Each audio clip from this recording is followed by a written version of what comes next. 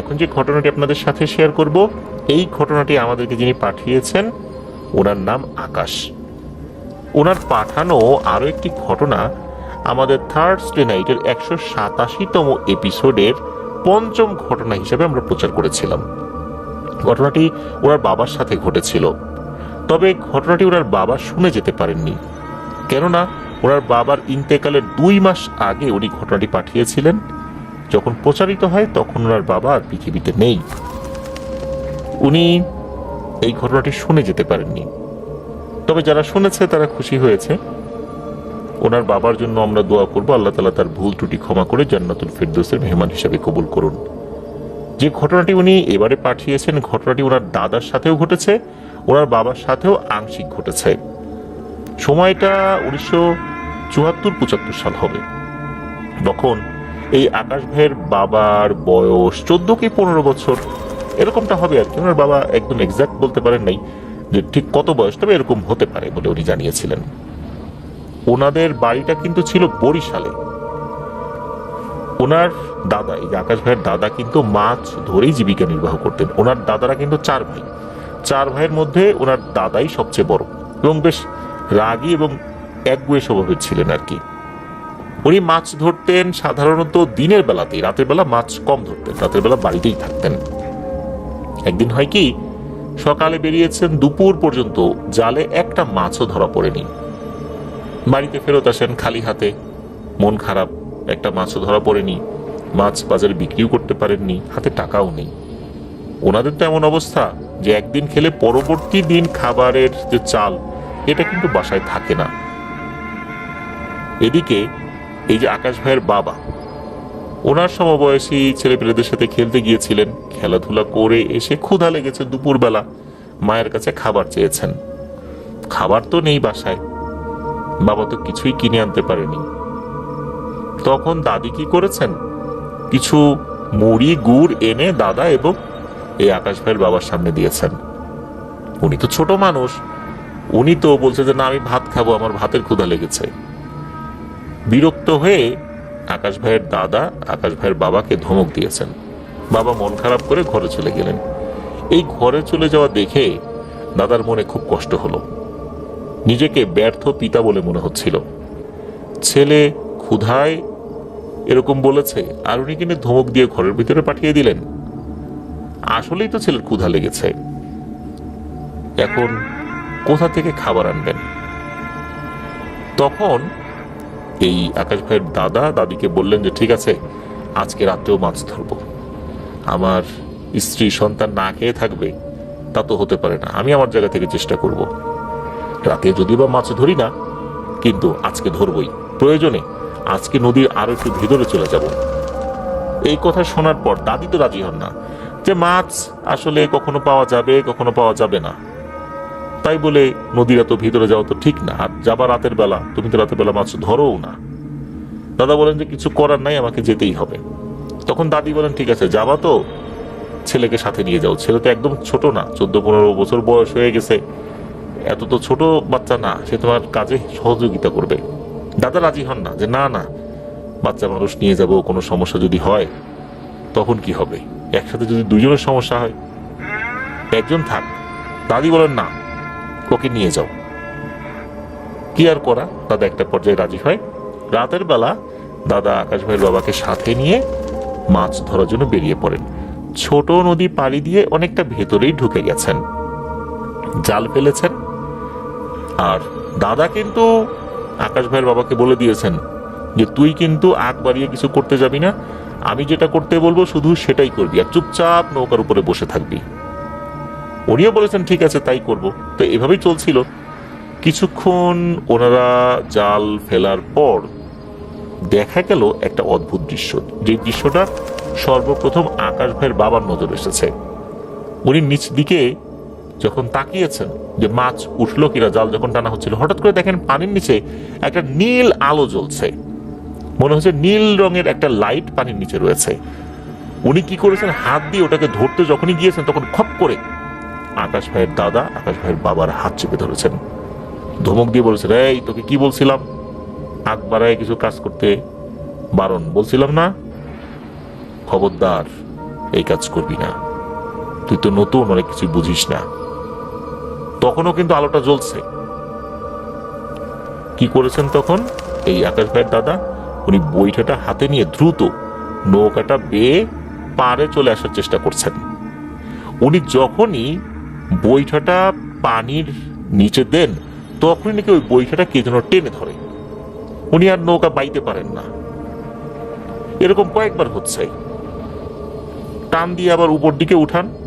বিষয়টা এরকম যে কাদার মধ্যে উনি বৈঠাটা গেড়ে দিচ্ছেন। কাদার মধ্যে তো আর বৈঠা পাওয়া যায় না, মনে হচ্ছে পানিটা কাদার মতো হয়ে গেছে, শক্ত কাদা।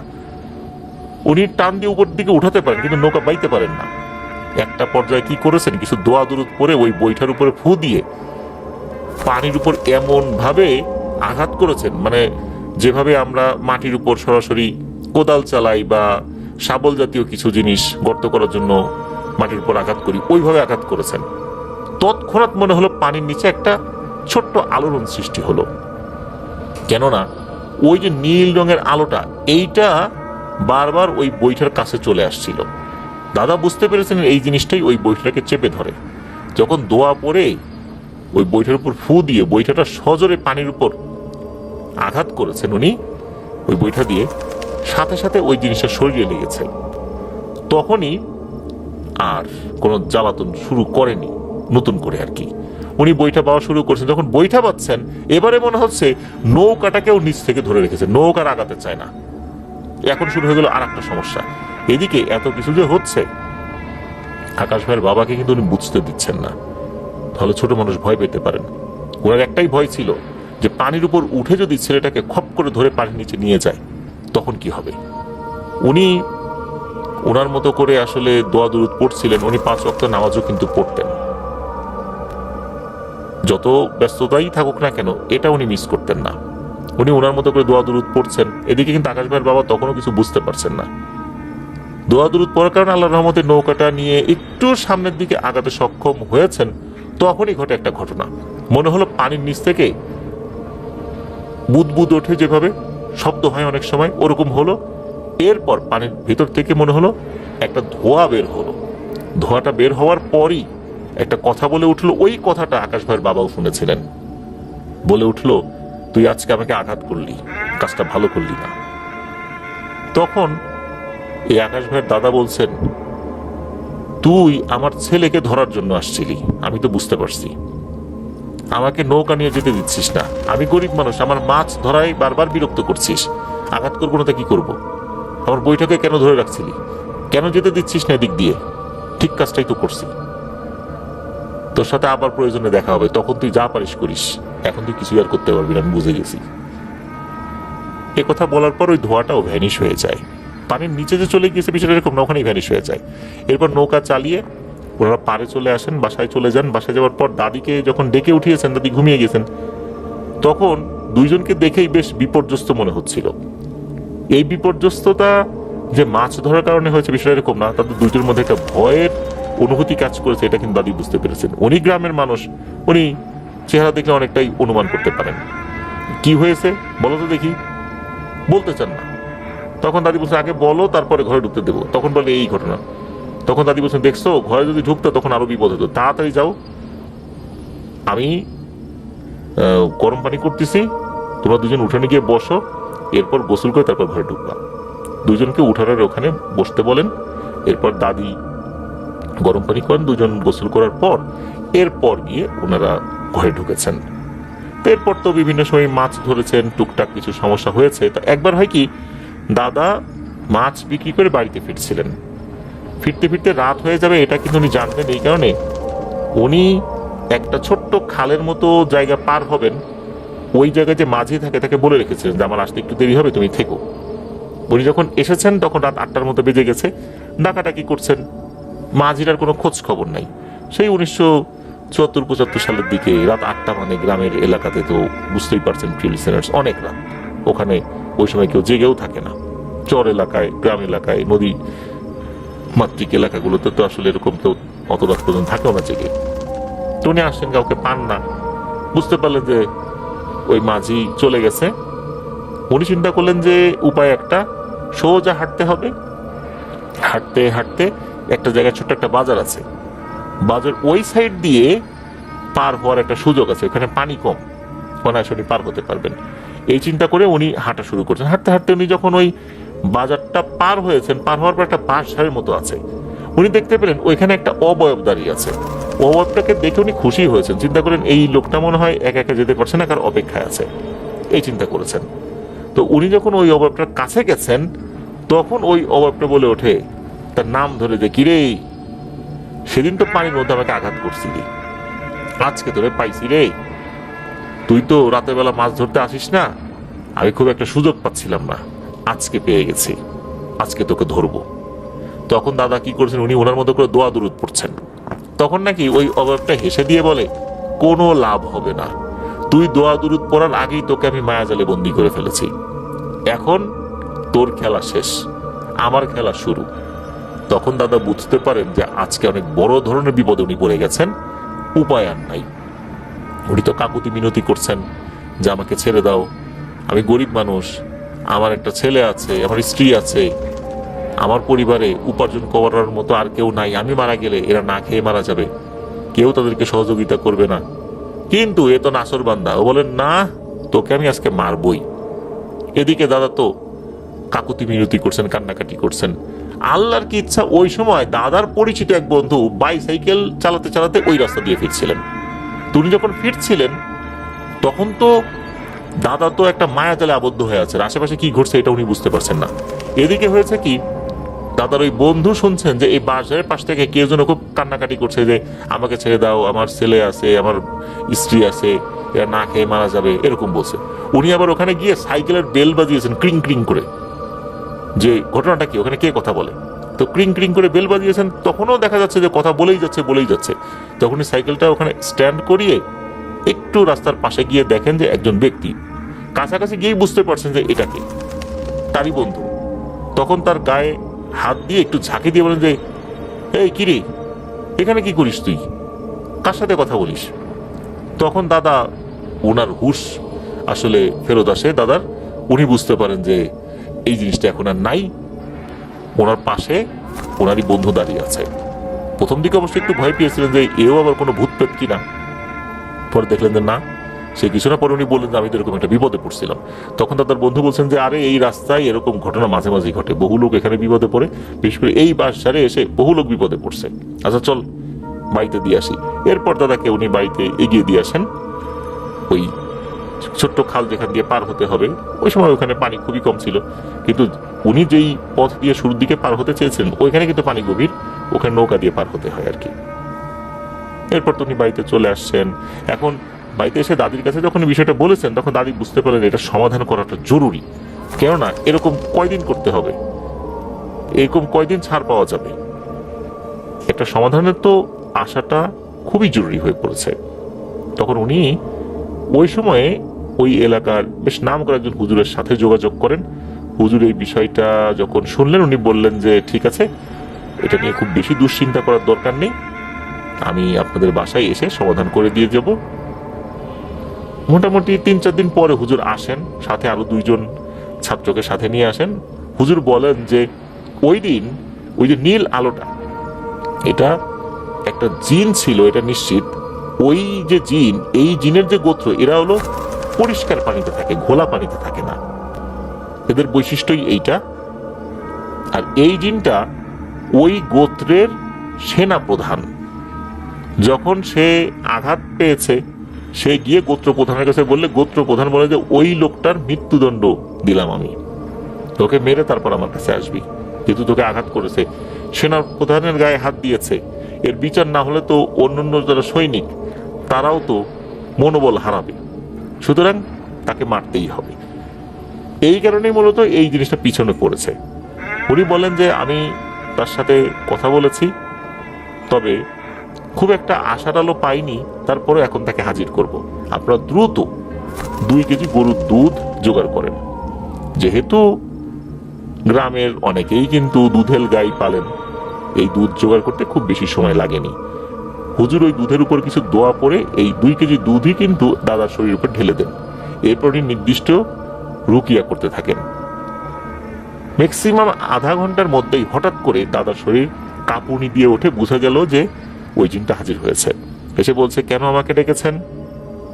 তখন হুজুর বলছেন যে আমি তো সবই জানি যে কি ঘটনা ঘটেছে, তুমি ওকে মাফ করে দাও। তুমি মাফ করলেই তোমার গোত্রের সর্দার যে মৃত্যুদণ্ড দিয়েছেন এটা আর কার্যকরী করার কোনো দরকার থাকবে না। তখনই বলছেন যে না, এটা আমার সম্মানের একটা প্রশ্ন, আমার গোত্রের সেনাপ্রধান আমি, আমার সাথে এরকম হয়েছে, আমার অধীনে থাকা সৈন্যরা তারা তো বিষয়টা অন্যরকম ভাবে দেখবে। তখন এই হুজুরও বেশ অনুনয় বিনয় করেন, দাদিও অনেক কান্নাকাটি করেন। একটা পর্যায়ে বলে আচ্ছা ঠিক আছে, আমি ওকে ক্ষমা করে দিব, তবে কয়েকটা শর্ত আছে। প্রথমত, ও আর কোনোভাবেই মাছ ধরতে পারবে না। ও পানির কাছে গেলেই কিন্তু আমি ওকে ধরবো। ও যদি পানির কাছে না যায় তাহলে আমি ওর কিছু করব না। দ্বিতীয় শর্ত সেটা হচ্ছে যে যেই জায়গাতে ও আমাকে আঘাত করেছিল ওইখানে ওকে একা যেতে হবে, সেখানে ওকে 5 কেজি গরুর দুধ, একটা মুরগি আর একটা ছাগলের বাচ্চা, একদম কুচকুচে কালো হতে হবে ছাগলের বাচ্চাটা, এটা ওই পানিতে ঢেলে দিয়ে ওখান থেকে চলে আসবে, পেছন দিকে তাকানো যাবে না। এটাই শর্ত। হুজুর তখন বলেছিলেন যে আসলে এরা তো গরিব মানুষ, মাছ না ধরলে খাবে কি? তখন জিন বলেছিল এটা আমার দেখার বিষয় না। এদিকে এই যে ছাগল, 5 কেজি গরুর দুধ, মুরগি, তখন হুজুর বলছেন এরা তো নিজেরাই খেতে পায় না ভালো করে, একদিন মাছ ধরতে না পারলে ওই দিন ওদের চুলা জ্বলে না, তাহলে এরা কিভাবে এটা দেবে? তখন ওই জিন বলেছিল এটাও আমার দেখার বিষয় না, আমার যেটা বলার আমি বলে দিয়েছি। তখন নাকি দাদি বলেছিল যে ধার কর্য করে হলেও এই বিষয়গুলো ওনারা করবেন, আর ওনার স্বামী আর মাছ ধরতে যাবেন না, প্রয়োজনে অন্য কাজ করবেন। পরের দিনই ধার কর্য করে হলেও এই কাজটি দাদা করেছিলেন। রাতের বেলা গিয়ে সেখানে জিনিসগুলো দিয়ে এসেছিলেন, দেওয়ার সময় কোনো সমস্যা হয়নি, ফেরার সময় পেছন দিকে তাকানো নাই, বাসায় ফিরতেও কোনো সমস্যা হয়নি। আর এরপরে দাদা মাছ ধরার পেশাটা একদমই ছেড়ে দেন, উনি দিনমজুরের কাজ বেছে নেন। এইভাবেই উনি ওনার জীবনকে অতিবাহিত করেছেন। আর রাতে তো দূরের কথা, দিনের বেলাতেও উনি মাছ ধরার জন্য সহজে কোথাও যেতেন না। এইভাবেই ওনার জীবনটাকে উনি পার করে দিয়েছেন। আর এই ঘটনা নিয়ে পরবর্তীতে আর কোনো সমস্যা সেভাবে হয়নি। প্রিয় লিসেনার্স, এই ঘটনাটি মূলত উনি ওনার দাদার মুখ থেকে শুনেছিলেন। ওনার দাদা বাড়ি ফরিদপুর জেলার মধুখালী উপজেলায়। মজার বিষয় হচ্ছে ওনার দাদা বাড়ি ঠিক কোন গ্রামে এটা উনি বলতে পারেন না, কেননা উনি জানিয়েছেন যে মহান মুক্তিযুদ্ধের আগেই ওনার দাদা গ্রামের সব সম্পত্তি বিক্রি করে ঢাকাতে চলে আসেন। ওনার দাদাও একজন খুবই এডুকেটেড পার্সন ছিলেন। উনি চিন্তা করেছিলেন যে উনি গ্রামে আর যাবেন না, বলতে কি যাবেন, বেড়াতে যাবেন, কিন্তু সেখানে আসলে স্থায়ীভাবে উনি থাকবেন না। এই যে মোস্তফা ভাই, ওনার বাবা কিন্তু গ্রামে গিয়েছিলেন বেশ কয়েকবার, কিন্তু ওনার যে জেনারেশন সেই জেনারেশন থেকে আর ওভাবে গ্রামে যাওয়া হয়নি। তো ওনার দাদা বিভিন্ন সময় এই ঘটনাটি বলেছেন, তো সেটা উনি শুনেছেন। মূলত উনি যেহেতু ওই দিকটাতে যাননি বহু বছর, উনি শুধু উপজেলার নামটা বলতে পারলেও ওনার গ্রামের নামটি বলতে পারেন না। তবে এতটুকু বলেছিলেন যে গ্রামটা মধুমতি নদীর আশেপাশে কোনো একটা জায়গায় হবে। ঘটনার সময়কাল 1955 বা 56 সাল। তখন বর্ষাকাল যখন হতো, বিলে তো পানি চলে আসতো, নদীতেও পানি, বাংলাদেশের প্রেক্ষাপটে তো এমনই হয়। তো ওই সময় ওই এলাকায় একজন ব্যক্তি ছিলেন, তার নামটা জানা যায়নি। উনি কি করতেন, বিলের বিস্তীর্ণ এলাকা লিজ নিতেন। দেখা যাচ্ছে যে বিলে তো পানি চলে আসছে, যেখানে যেই জমির মালিক তার কাছে গিয়ে কথা বলতেন। এইভাবে বলতে বলতে বিস্তীর্ণ এলাকায় দেখা যাচ্ছে যে উনি ওই জায়গাটুকু শুধু বর্ষাকালের জন্য লিজ নিতেন। জমির মালিক উনি কিন্তু ওই সময় তো আর ফসল ফলাতে পারবেন না, এই কারণে খুবই অল্প টাকায় ওই এরিয়াটা ভাড়া দিয়ে দিতেন। এইভাবে অনেক লোকের কাছ থেকে উনি জমি ভাড়া নিয়ে ওই এলাকাতে উনি মাছ ধরার কাজ করতেন। উনি যে একা থাকতেন বিষয়টা এরকম না, ওনার আন্ডারে আরো বেশ কয়েকজন মানুষ ছিল, তারাও মাছ ধরতেন। একা তো এত বড় এরিয়া আসলে কভার করা সম্ভব নয়। তো এই যে ভদ্রলোক উনি যে কাজটি করতেন সেটা হচ্ছে বিলের একদম মাঝখানে বাঁশ দিয়ে খুঁটি তৈরি করে এর উপরে বাঁশের মাচা তৈরি করতেন, তারপরে একটা ইউ শেপের ছাউনি তৈরি করতেন। অনেক সময় নৌকা এই ধরনের ইউ শেপের ছাউনি দেখা যায়। তো এর ভিতরে উনি রাত্রি যাপন করতেন। ওনার একটা ডিঙি নৌকা ছিল, এগুলো নিয়ে বিভিন্ন জায়গায় উনি যেতেন, দেখতেন যে ওনার আন্ডারে থাকা লোকগুলো ঠিকঠাক মতো মাছ ধরছে কিনা। উনিও মাছ ধরতেন, তবে উনি যেটা করতেন সেটা হচ্ছে ওনার যে মাচা, এই মাচার উপর বসে ছিপওয়ালা যে বড়শি, এই বড়শি দিয়ে মাছ ধরার চেষ্টা করতেন। আর হচ্ছে মাঝে মাঝে উনি টানা বড়শি, যেগুলোতে ছিপ থাকে না, তারপরে এটা আমাদের এলাকায় টোন বলে, মানে মাছ যখন খাবার খায় তখন কিন্তু উপরে থাকা একটা জিনিস, যে জিনিসটা ওঠানামা করে, ওটা দেখলে বোঝা যায় যে নিচ থেকে কোনো মাছ খাবার খাচ্ছে কিনা। তো ওগুলোতে আবার টোন থাকে না। এটা এমন যে শুধু সুতার টান দেখে অনুভব করতে হয় কোনো মাছ খাবার খাচ্ছে। সাধারণত বড় মাছের জন্য এই ধরনের বড়শিগুলো ব্যবহার করা হয়। এক রাত্রে হয় কি উনি গিয়েছেন, তো ওই রাত্রে ওনার অধীনে থাকা লোকজন খুব একটা বেশি আসেনি, কেননা প্রত্যেকেরই বিভিন্ন ধরনের পারিবারিক ব্যস্ততা তো থাকেই। দেখা যাচ্ছে ওনার আন্ডারে 5-6 জন লোক আছে, এর মধ্যে 3-4 জনই নাই। তখন উনি চিন্তা করলেন যে আজকে তো অনেকেই নাই, আর পাহারা দিয়ে কি করবো, এক কাজ করি, এই 1-2 জন আছে থাক, ওরা তো দূরে দূরে আছে, ওরা ওদের মতো করে মাছ ধরুক, আমি আর আজকে বাইরে বের না হই, আজকে ছাউনির ভিতরেই থাকি। তখন উনি একটা টানা বড়শি ওনার বৃদ্ধাঙ্গুলির সাথে বেঁধে রেখেছেন। এরপর উনি চিন্তা করলেন আমি ঘুমিয়ে যাই, যদি টান অনুভূত হয় তখন তো আমি টের পাবই, তখন তো আর কোনো সমস্যা নাই। তো এরকমই চিন্তা করেছেন উনি। এরপর গভীর রাতের বেলা যেটা হয় সেটা হচ্ছে যে ওনাকে এমন টান দিয়েছে, মানে এমন কোন বড় মাছ এই খাবারটা খেয়েছে, হ্যাচকা টান দিয়েছে, উনি একদম ওই যে উপরে থাকা ছাউনির ভেতর থেকে পানির মধ্যে পড়ে গেছেন। আচমকা ঘুমের মধ্যে পানির মধ্যে পড়ে যাবার কারণে উনি আসলে ওভাবে ঠিকমতো সাঁতার কাটতেও পারেননি। আসলে বাস্তবতা কি হয়েছিল ওই সময় এটাও জানা যায় না। যতটুকু আমি এই পর্যন্ত তথ্য বললাম, এটা কিন্তু মানুষ অনুমান করেছিল, কারণ উনি মাঝে মাঝে এই কাজটি করতেন, জাস্ট মানুষের অনুমান ছিল। সকালবেলা ওনাকে তো আর পাওয়া যায় না, নিচে ওনার ডিঙি নৌকা আছে, এদিকে ওনার আন্ডারে থাকা যে লোকজনগুলো ছিল তারা তো চলে আসছে ওনাকে ডাকার জন্য, তারাও ডিঙি নৌকা নিয়ে চলে আসছে ফজরের পরপরই। কিন্তু দেখা গেল যে নিচে ডিঙি নৌকা আছে বিলের মাঝখানে, কিন্তু ছাউনির মধ্যে উনি নাই। এখন সবাই চিন্তা করলেন যে কি ব্যাপার, এখানে তো তার থাকার কথা, ডিঙি নৌকাটা এখানে আছে, সবকিছু এখানে আছে, কিন্তু সে নাই, ঘটনাটা কি? এর মধ্যে তারা একটা বিষয় খেয়াল করলেন, তা হচ্ছে পানির উপরে বালিশ ভিজে ভেসে আছে, ডুবে যায়নি। তখন সবাই একটা বিষয় চিন্তা করলেন যে বালিশ কেন ভিজে আছে, নিশ্চয়ই কোনো একটা হ্যাচকা টানে তাকে পানির মধ্যে ফেলে দেওয়া হয়েছে, যার কারণে ওই তার সাথে সাথে বালিশ কাঁথাও নিচে পড়ে গেছে। তবে কাঁথাটা পুরোপুরি নিচে পড়েনি, কাঁথাটা আংশিক ঝুলেছিল। তো এই জিনিসগুলো যখন সবাই দেখেছেন, সবাই তো চিন্তায় পড়ে যান যে উনি কোথায় গেলেন। তারপরও পরিবারকে জানিয়েছেন যে উনি পরিবারের কাছে গিয়েছেন কিনা। তার বাড়ি ওই একই গ্রামেই ছিল, সাইডে আর কি, কিন্তু পরিবারের সদস্যরা জানান যে উনি বাড়িতে ফেরেননি। কোথায় গেল সবাই তো চিন্তায় পড়ে গেলেন। সারাদিন পার হয়ে গেল, উনি আর এলেন না। এদিকে যখন আশেপাশে যতটুকু আলামত, এই আলামত দেখে সবাই বুঝতে পারলেন যে উনি তো মাঝে মাঝে এই যে ওনার বৃদ্ধাঙ্গুলি, পায়ের যে বৃদ্ধাঙ্গুলি, এইটার সাথে টানা বড়শি সুতা বেঁধে রাখতেন, হয়তোবা বড় কোনো মাছ টান দিয়ে ওনাকে পানির মধ্যে নিয়ে গেছে। সবার যখন এরকমই ধারণা হলো যে মাছে তাকে টেনে নিয়ে গেছে, এখন তার ডেড বডি তো উদ্ধার করতে হবে। এখন আশেপাশে তারা অনেক খোঁজাখুঁজি করেও তার ডেড বডির কোনো সন্ধান পেলেন না।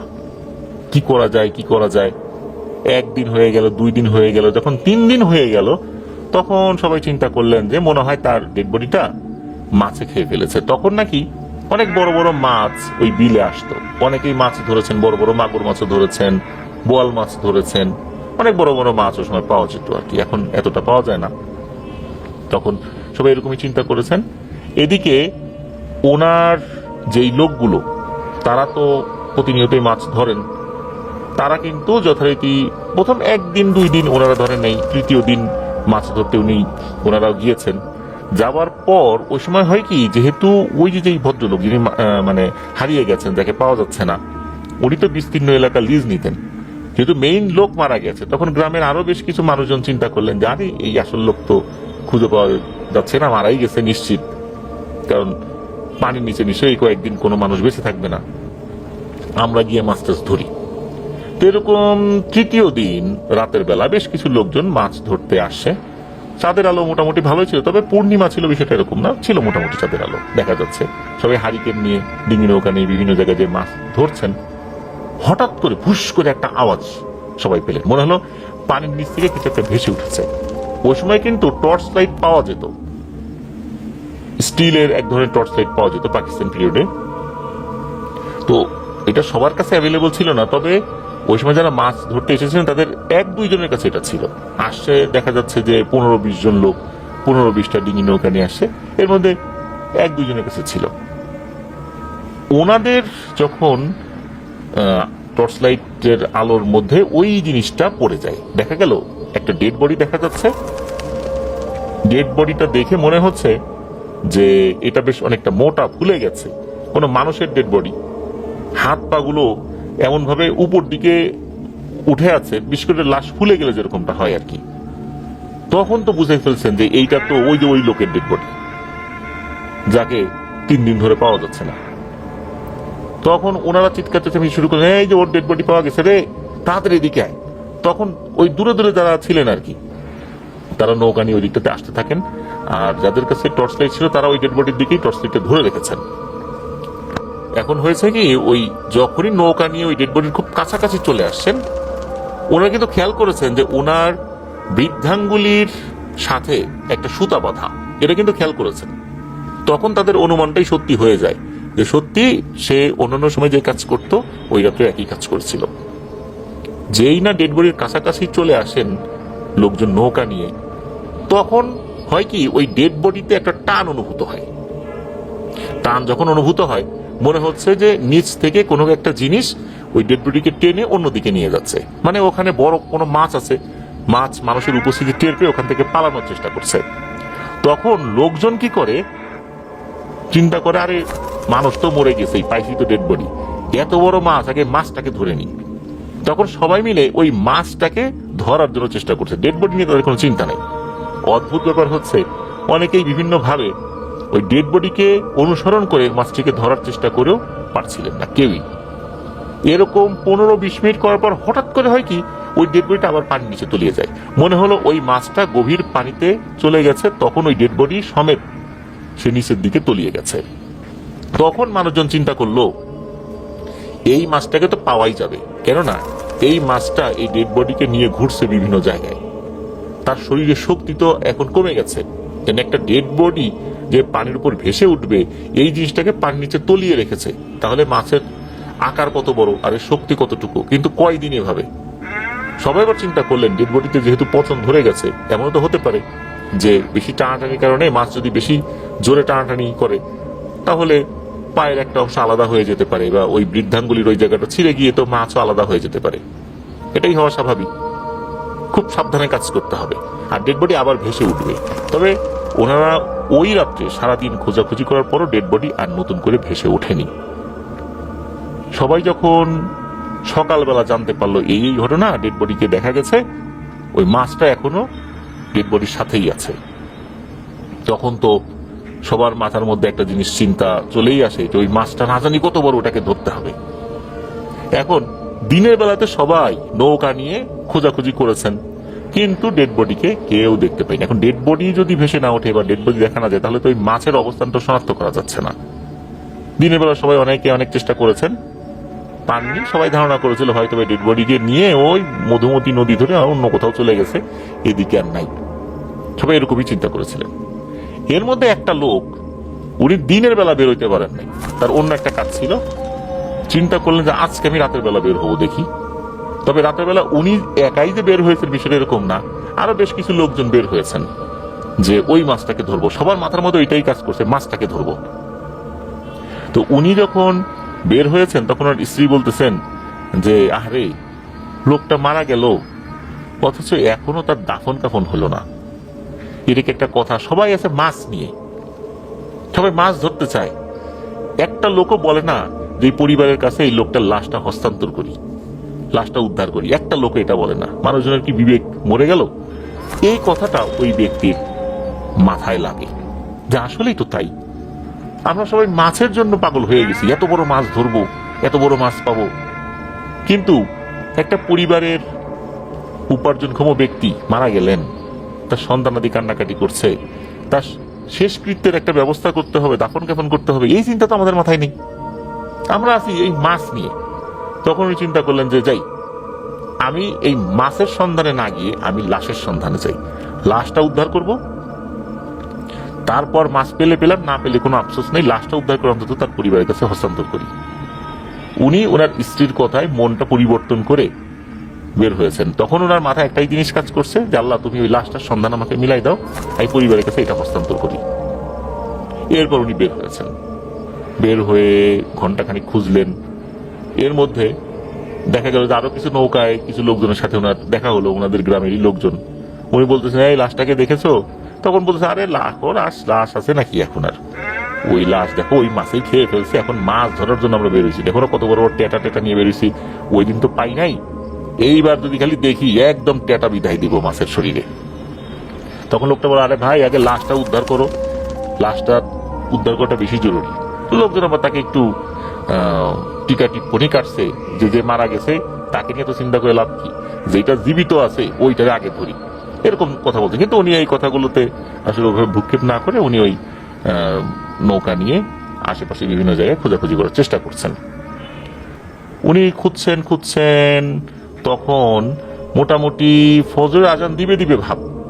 এর মধ্যে কিন্তু উনি কিছুই দেখেন নাই, স্বাভাবিকভাবে উনি খোঁজাখুঁজি করেছেন, অনেকটা সময় পার হয়ে গেছে, ফজরের আজান দিবে দিবে ভাব।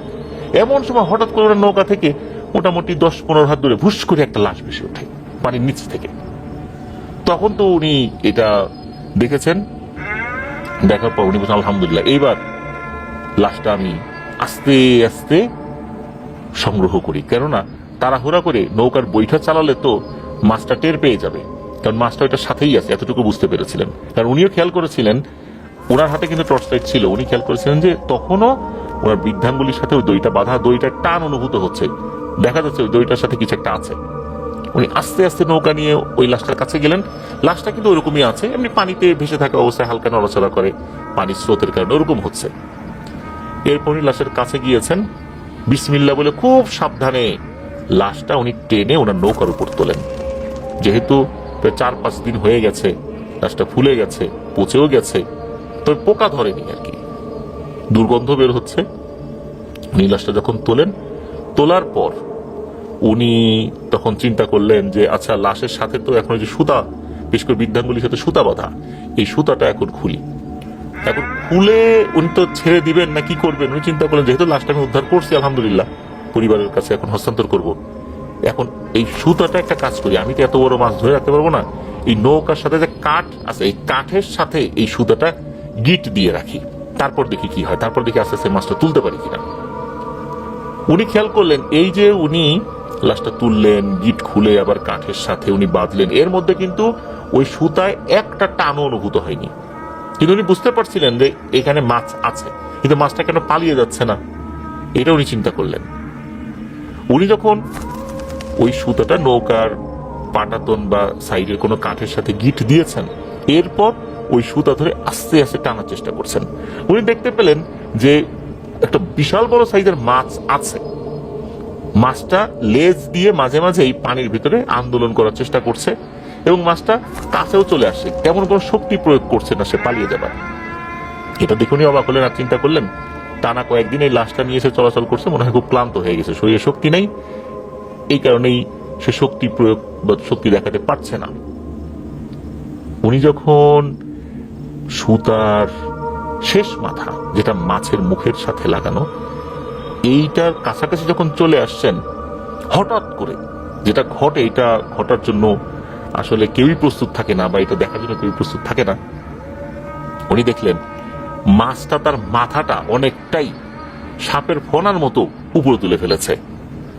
তোলার পর ওই লোককে বলতেছে, কিরে বেটা তুই ভালো মানুষ, আসলে তুই ভালো মানুষ,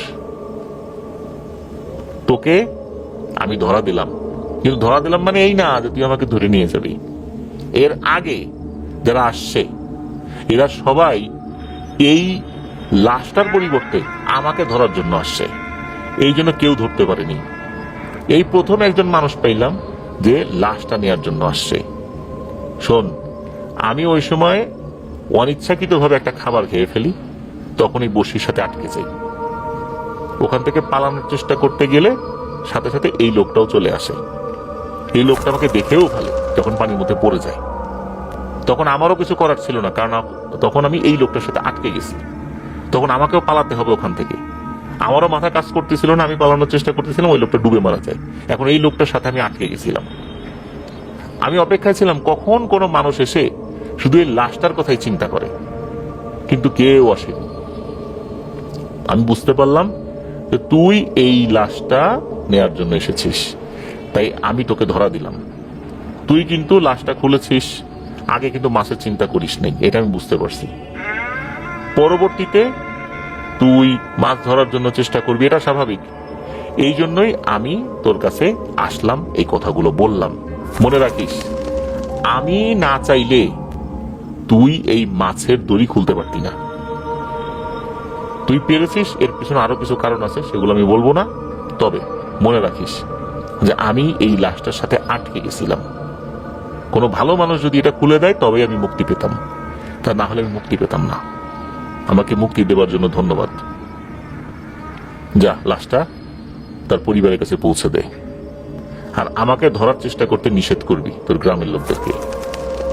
এই বলেই নাকি মাছটা একটা হাসি দেয়, মানে হি হি করে একটা হাসি দিয়ে আবার পানির নিচে ডুব দিয়ে চলে যায়। ওই ব্যক্তি যতটুকু বলেছিলেন যে এটা ছিল বিশাল আকৃতির একটা বোয়াল মাছ। এখন উনি এটা দেখলেন, মাছ ওনার সাথে কথা বলেন, উনি শুধু বড় বড় চোখ করে তাকিয়েছিলেন। উনি কোনো কথা বলার মতো শক্তি ছিল না। এরপরে উনি নৌকার মধ্যেই অজ্ঞান হয়ে পড়ে যান। এদিকে ওই রাতের বেলা অনেকেই যারা মাছ ধরার জন্য বাইরে বেরিয়েছিলেন, তারা যখন সকালের দিকে বাড়ির দিকে ফিরছিলেন, তখন দেখা যাচ্ছে একটা নৌকা ভাসছে। নৌকার উপরে একটা ফুলে ওঠা লাশ দেখা যাচ্ছে, আর নৌকার এক সাইডে একটা লোক পড়ে আছে। লোকজন তো কাছাকাছি যায়, গিয়ে দেখে যে এই অবস্থা। তখন ওই নৌকাকে তীরে নিয়ে আসে, মানে পাড়ে নিয়ে আসার পর ডেড বডিটাও তারা পরিবারের কাছে হস্তান্তর করেন। ওই লোকটাকেও তার বাড়িতে পৌঁছে দেন। লোকটার জ্ঞান ফেরে পরবর্তীতে উনি সব কথা খুলে বলেন। এই ঘটনা গ্রামবাসীদের মধ্যে কিন্তু একটা আতঙ্ক সৃষ্টি হয়ে যায় যে এরকম একটা ঘটনা ঘটলো। এখন এই ঘটনা এখানেই সমাপ্ত হলে ভালো হতো, কিন্তু ঘটনাটা এখানেই সমাপ্ত হলো না। রাতের বেলা নাকি মাঝে মাঝেই ওই বিশাল আকৃতির ওই মাছটাকে দেখা যেত। কিভাবে? কোন লোক রাতের বেলা মাছ ধরছে, দেখা যাচ্ছে দূর থেকে পানি উঁচু হয়ে ঢেউয়ের মতো হয়ে তার দিকে এগিয়ে আসে। সমুদ্রে যেভাবে আমরা দেখি যে ঢেউ উঁচু হয়ে পাড়ে এসে আশ্রে পড়ছে, মনে হচ্ছে বিশাল কিছু কোন নৌকার দিকে ধেয়ে আসছে। যেই না ওই নৌকার কাছাকাছি আসতো, তখনই ওই ঢেউটা পানির সাথে মিশে যেত, মানে ওই ঢেউ আর থাকতো না। বোঝাই যাচ্ছিল ওই ঢেউয়ের ওইখানে পানির নিচে কিছু একটা আছে। তো এরকম কিন্তু দেখছিল। কোন কোন মানুষ ওই বোয়াল মাছটাকে দেখেছেও, বিভিন্ন সময় দেখেছে, তবে বড় ধরনের কোনো ক্ষয়ক্ষতি হয়েছে বলে শোনা যায়নি। এদিকে হয় কি, এরকম জিনিস যখন অনেকেই দেখছিল ওই বোয়াল মাছটাকে, মানুষজনের মধ্যে একটা আতঙ্ক সৃষ্টি হয় যে না জানি আমাদেরকে কখন খেয়ে ফেলে। সে যেভাবে ঢেউ সৃষ্টি করে আসে, ওই ঢেউ যদি ডিঙি নৌকা উল্টে যায়, পানির মধ্যে কেউ পড়ে গেলে এই জিনিসটা তো তাকে খেয়ে ফেলবে। তখন স্থানীয় লোকজন ওই এলাকার ভালো একজন আলেমের কাছে যান, যিনি রুকিয়া সংক্রান্ত বিষয়ে পারদর্শী ছিলেন। ওনার বয়স ছিল 50-55 বছর। ওনার নামটা জানা যায়, খুব রিনাউন্ড একজন ব্যক্তি ছিলেন। ওনার নাম ছিল মাওলানা ইলিয়াস। ওই ইলিয়াস হুজুরের কাছে গিয়ে যখন বিষয়টা খুলে বলা হয়, ইলিয়াস হুজুর বললেন যে ঠিক আছে, আমি বিষয়টাকে বোঝার চেষ্টা করি, জানার চেষ্টা করি, এরপরে এই সমস্যার সমাধান কিভাবে করা যায় আমি দেখব। আপনারা কয়েকদিন পরে আসেন, আর এর মধ্যে পানিতে, বিশেষ করে যেই এলাকাগুলোতে ওকে দেখা যায়, ওদিকে মাছ ধরতে যাবার দরকার নেই। উনি এই পরামর্শ দেন। উনি 3-4 দিন পর ওনার ছাত্র মারফত ওই গ্রামের একজন ব্যক্তির কাছে খবর পাঠান যে যারা আসছিলেন আমার সাথে কথা বলার জন্য তারা একটু আসেন। ও তারা আসেন। আসার পর হুজুর বলেন যে মূলত এই যে মাছটা, এটা পানির একটা ভয়ঙ্কর শক্তিশালী জিন। তবে এই জিনটা খারাপও বলা যাবে না, ভালোও বলা যাবে না। সে যে মানুষের উপকার করবে বিষয়টা এরকম না, আবার যে ক্ষতিও করবে বিষয়টা এরকম না, সে তার মতো থাকে। মূলত একটা সময় সে একটা ভুল করে ফেলেছিল, একজন সুফি দরবেশের সাথে বেয়াদবি করে ফেলেছিল, এবং বেয়াদবিটা খুবই মারাত্মক লেভেলের বেয়াদবি ছিল, যার কারণে শাস্তি হিসাবে তাকে বোতল বন্দি করে মাটিতে পুঁতে দেওয়া হয়। কিন্তু হয় কি, যে ওই মধুমতির একটা পাড় ভেঙে যায়, ভেঙে যাওয়ার পর পানির যেই তোড়ে বা চাপে যে পাড়টা ভেঙে যায়, ভেঙে ধপাস করে পানির উপর পড়ে, ওই সময় ওই পাড়টা ভেঙে যায় মাটির বেশ গভীরে। ওই একটা বোতল রাখা ছিল, যেই বোতলের মধ্যে ওই জিনটা বন্দি ছিল। বন্দি থাকার পর যখন ওই পাড়টা ভেঙে যায়, অনেক দিন আগের বোতল, দেখা যাচ্ছে যে ওই ভেঙে যাওয়ার পর যখন ওই বোতলটাও আলগা হয়ে গেছে, পানির উপর পড়ে গেছে, এর কিছুক্ষণ পর পরই নাকি আর একটা চাপ, মানে এই যে মাটির একটা চাপ আর কি, বা একটা অংশ ভেঙে পড়ে ওখানে। তো ওই জিনিসটা যখন গিয়ে ওই বোতলের উপর আঘাত করে, তখন বোতলটা ভেঙে যায়, সেও মুক্তি লাভ করে। মুক্তি লাভ করার পর সে এদিক দিয়ে ঘুরে বেড়াচ্ছে, আর ওই সময় সে ক্ষুধার্ত ছিল, এই কারণে সে একটা খাবার দেখে খেয়ে ফেলে, আর তখন সে আটকে যায়। এখন এটাকে আসলে বন্দি করা যাবে না, সে যদিও কারো ক্ষতি করছে না, তবে এটাকে এখান থেকে দূরে সরিয়ে দিয়ে যেতে পারে। তুমি বাবা তোমার জায়গায় চলে যাও, তোমার আত্মীয় স্বজনের কাছে চলে যাও, মানুষজন ভয় পাচ্ছে, বর্ষাকাল, অনেকেই মাছ ধরে, তুমি তোমার জায়গায় চলে যাও, এরকমটা বলা যেতে পারে। এটার জন্য যে রুকিয়া সেটা করা যেতে পারে। তো এরকমটা উনি ওখানে বলে দেন, এবং বলে দেন যে আমি কয়েকদিন পর আমার কয়েকজন ছাত্রদেরকে নিয়ে আপনাদের এলাকায় আসবো, এসে রাতের বেলা ওখানে রুকিয়া করে ওই জিনটার সাথে কথা বলে তাকে বিদায় করে দিব, এরকমটা বলেন। এখন বিষয় হচ্ছে এখানে আরো একটা জটিল একটা বিষয় কাজ করেছে, তা হচ্ছে এই জিনটা দীর্ঘদিন বন্দী ছিল। এই বন্দী থাকার কারণে তার শরীরের শক্তি কিছুটা কমে গেছে, এটাই স্বাভাবিক। এটা পানির জিন, পানির মধ্যে তাদের শক্তি কিন্তু বেশি থাকে। এই জিনিসটাকে ঠিক যেভাবে, যেই পদ্ধতিতে উনি হাজির করতে চাচ্ছেন, এই পদ্ধতিটা কি ঠিক আছে, এটাও কিন্তু ওনার ভিতরে একটা চিন্তা কাজ করেছে। উনি কি করেছেন, ওনার সিনিয়র আর একজন বড় ভাই, উনি যখন মাদ্রাসায় ভর্তি হয়েছেন তখন ওনার মাদ্রাসায় লেখাপড়া শেষ, মানে মাওলানাও শেষ হয়ে গেছে, তবে ওনাদের দুইজনেরই ওস্তাদ ছিল একজনই। তো সিনিয়র বড় ভাইকেও উনি খুব সম্মান করতেন, দেখা হতো, ওনার থেকে বয়সে 20-22 বছরের বড় আর কি। ওনার বয়স ওই সময় 50-55 বছরের উপরে, তার বয়স যদি আরো 20 বছর বেশি থাকে তাহলে তার বয়স 75-এর মতো, এরকম আর কি, 75, 76, 77 এরকম হতে পারে। এর মধ্যে উনি তার কাছে গিয়েছেন, যারপর বিষয়টা খুলে বলেন আমি তো এরকম একটা রুকিয়া করতে যাব, এরকম একটা ঘটনা, এরকম একটা মাস কেন্দ্রিক একটা বিষয়। তখন ওই বড় ভাই উনি কিছুক্ষণ চুপ করে থেকে বলেন যে তুমি কবে যেতে চাও, এরকম সময় টময় বলে আমি এরকম এরকম যেতে চাই, কোন পদ্ধতিতে কাজ করতে চাও? তখন উনি বলেন যে আমি এই পদ্ধতিতে কাজ করতে চাই। তখন ওই বড় ভাই বলেন আচ্ছা ঠিক আছে, তুমি বাসায় যাও, আমি একটু চিন্তা ভাবনা করে দেখি, যদি কোনো পরিবর্তন হয় তোমার এই পদ্ধতির, আমি যদি কোনো তথ্য পাই যে না এই পদ্ধতিতে না অন্য পদ্ধতিতে, তাহলে আমি তোমাকে জানাবো, তারপরে তুমি ওই পদ্ধতি অনুযায়ী কাজ করো, তা না হলে কিন্তু বিপদ হয়ে যেতে পারে। উনি কিন্তু তখনও ওই জিন সম্পর্কে বেশ একটা জানতেন না, মানে ওই যে বড় ভাই আর কি, হুজুরদার কাছে গিয়েছিলেন, ইলিয়াস হুজুর কাছে গিয়েছিলেন। এরপর ওই বড় ভাই বলে দেন যে তুমি আমার চূড়ান্ত সম্মতি ছাড়া এই কাজটি করতে যেও না, আমার পরামর্শ অনুযায়ী তুমি কাজটি করো। এখন হয়েছে কি, ওই যে নির্দিষ্ট যে দিনের কথা বলেছিলেন হুজুর, ওই দিনের আগেই কয়েকজন লোক এসে ওনাকে বারবার তাকাতে দিয়ে যায়, হুজুর আমরা তো মাছ ধরতে নামতে পারতেছি না, ভয় লাগতেছে, আপনি আসেন আসেন আসেন। এদিকে ইলিয়াস হুজুর ওনার সেই বড় ভাইয়ের তথ্যের অপেক্ষায় থাকতে থাকতে একটা সময় দেখা গেল যে ওই লোকজন এসে ওনার বাসার উপর বসে আছে, যে হুজুর চলেন চলেন। তখন তো মোবাইল ফোনের যুগ ছিল না যে তথ্য ফোনে ফোনে নিয়ে নেবেন। একরকম বাধ্য হয়েই, উপায়ন্ত না দেখেই ইলিয়াস হুজুর ওনার 5 জন ছাত্র নিয়ে ওই লোকদের সাথে রওনা হন। উনি তো চলে গেছেন, যাবার পর এশার নামাজের পর উনি ওনার 5 জন ছাত্রকে নিয়ে বসেছেন নদীর পাড়ে, আর গ্রামের বেশ সাহসী 20-25 জন লোককে দূরে দাঁড়িয়ে থাকতে বলেছেন, এবং বলেছেন যদি কখনো সাহায্যের দরকার হয় তোমরা কিন্তু এগিয়ে আসবা, আশা করি লাগবে না, তারপরে এগিয়ে আসবা।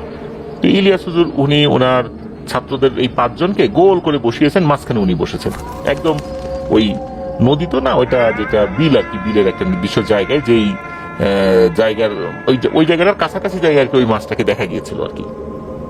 ওখানে উনি বসে ওজিফা শুরু করেছেন, রুকিয়া শুরু করেছেন। মিনিট 10 উনি রুকিয়া করতেই হঠাৎ করে দেখা যাচ্ছে সুনামির মতো বিশাল একটা ঢেউ ওনাদের দিকে ধেয়ে আসছে। উনি প্রথম দিকে ভয় পাননি, তবে ওনার যে স্টুডেন্ট ওদের বয়স কিন্তু কম ছিল, এরা তো ভয় পাচ্ছে। উনি বলছেন খবরদার পড়া থামাবা না, তোমরা পড়া চালিয়ে যাও, কোনো সমস্যা হবে না ইনশাল্লাহ। ওই ঢেউটা কাছাকাছি এসে একদম নেমে গেল, মানে ঢেউ যে তীরে আশ্রে পড়বে বিষয়টা এরকম না, নেমে গেল। সবাই চিন্তা করলেন মনে হয় এই জিনিসটা এখানে চলে এসেছে, আর যেহেতু কোনো আক্রমণ করছে না, কোনো সমস্যা নেই। এরই মধ্যে ঘটে গেল আর একটা ঘটনা। হঠাৎ করে ভয়ঙ্কর আকৃতির একটা মাছের মাথা পানির উপর ভেসে উঠল। বিশাল তার হা, মানে মুখটা বিশাল বড়, হা করে মানে একটা শব্দ করেছে, হা এইভাবে একটা শব্দ করেছে। এরকম করে ওই হুজুরের দিকে আগানো শুরু করেছে। যেই না আগানো শুরু করেছে, এই বিভৎস দৃশ্য দেখে উনি এটাও খেয়াল করলেন যে ওর মুখের মধ্যে সুচালো অনেকগুলো দাগ। এই জিনিস দেখে হুজুর ওখানে অজ্ঞান হয়ে পড়ে যান। যিনি রুকিয়া করছেন, এত সাহসী একজন লোক, উনি ওখানে অজ্ঞান হয়ে গেছেন। ওনার থেকে অল্প বয়স্ক স্টুডেন্ট 5 জন ওখানে বসে আছে। এদের অবস্থা কি হবে? দূর থেকে যেই গ্রামবাসী যারা দাঁড়িয়েছেন কি, এনারা যখন দেখছেন হুজুর অজ্ঞান হয়ে গেছে, এদিকে তার ছাত্ররাও দৌড়ঝাঁপ শুরু করেছে পালানোর জন্য, আর ওই ভয়ঙ্কর আকৃতির মাছের মাথাটাও তারা দেখে ফেলেছেন। এখন ওনারা কি করবেন? ওনারা তো দোয়া দূর কিছু জানেন না, ওরা শুধু আল্লাহর নাম নিতে নিতে উল্টো দিকে ঘুরে দৌড় দিয়েছেন। এর মধ্যে একজন বৃদ্ধ লোক হাতে লাঠি নিয়ে আস্তে আস্তে এগিয়ে এসে বলে, এই থামো, তোমরা থামো, কেউ দৌড়ায়ও না, সবাই তারা ওইখানে, আমি দেখতেছি। তখন বলে, আপনি কে? বলে যে আমি আসলে সেই ব্যক্তি যার কাছে তোমাদের এই হুজুর গেছিল।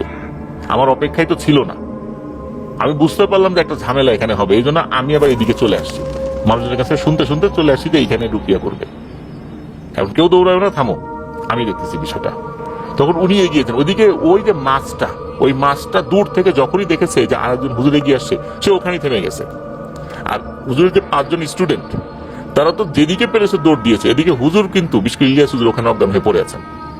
এদিকে ওই যে হুজুর, ওনার নামটা জানা যায় নাই, তো উনি এগিয়ে আসেন লাঠিতে ভর করতে করতে, যেহেতু ওনার বয়স হয়ে গেছিল 75-76 বছর। উনি এগিয়ে এসে বলছেন, হে মাছ, কি তোমার নাম, কি তোমার পরিচয়, তা আমি জানি। তুমি কেন এখানে মানুষদেরকে বিরক্ত করছো? তোমার ক্ষতি করার জন্য তো এরা কেউ ডাকে নেই, বন্দি করার জন্য ডাকে নেই, এদেরকে এভাবে ভয় দেখাচ্ছ কেন?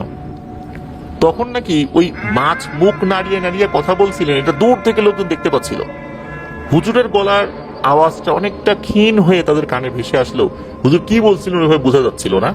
শুরুর দিকে একটু হুজুর কড়া কথা বলেছিলেন, একটু লাউড ভয়েসে, এতটুকু দূরের লোকজন বুঝতে পারলো, পরের কথাগুলো বোঝা যায়নি। এরপর দেখা গেল মাছটা আস্তে করে পানির নিচে ডুব দিতে শুরু করলো। এরপরে সে চলে গেল।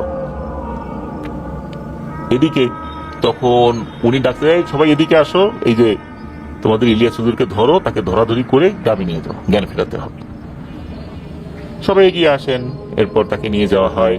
ওই 5 জন ছাত্র তো যে যেদিকে পেরেছে, মধ্যে 3 জনই বিভিন্ন জায়গায় গিয়ে মাথা ঘুরে পড়ে গিয়ে অজ্ঞান হয়ে গিয়েছিল। তাদেরকে উদ্ধার করা হয়, নিয়ে আসা হয়।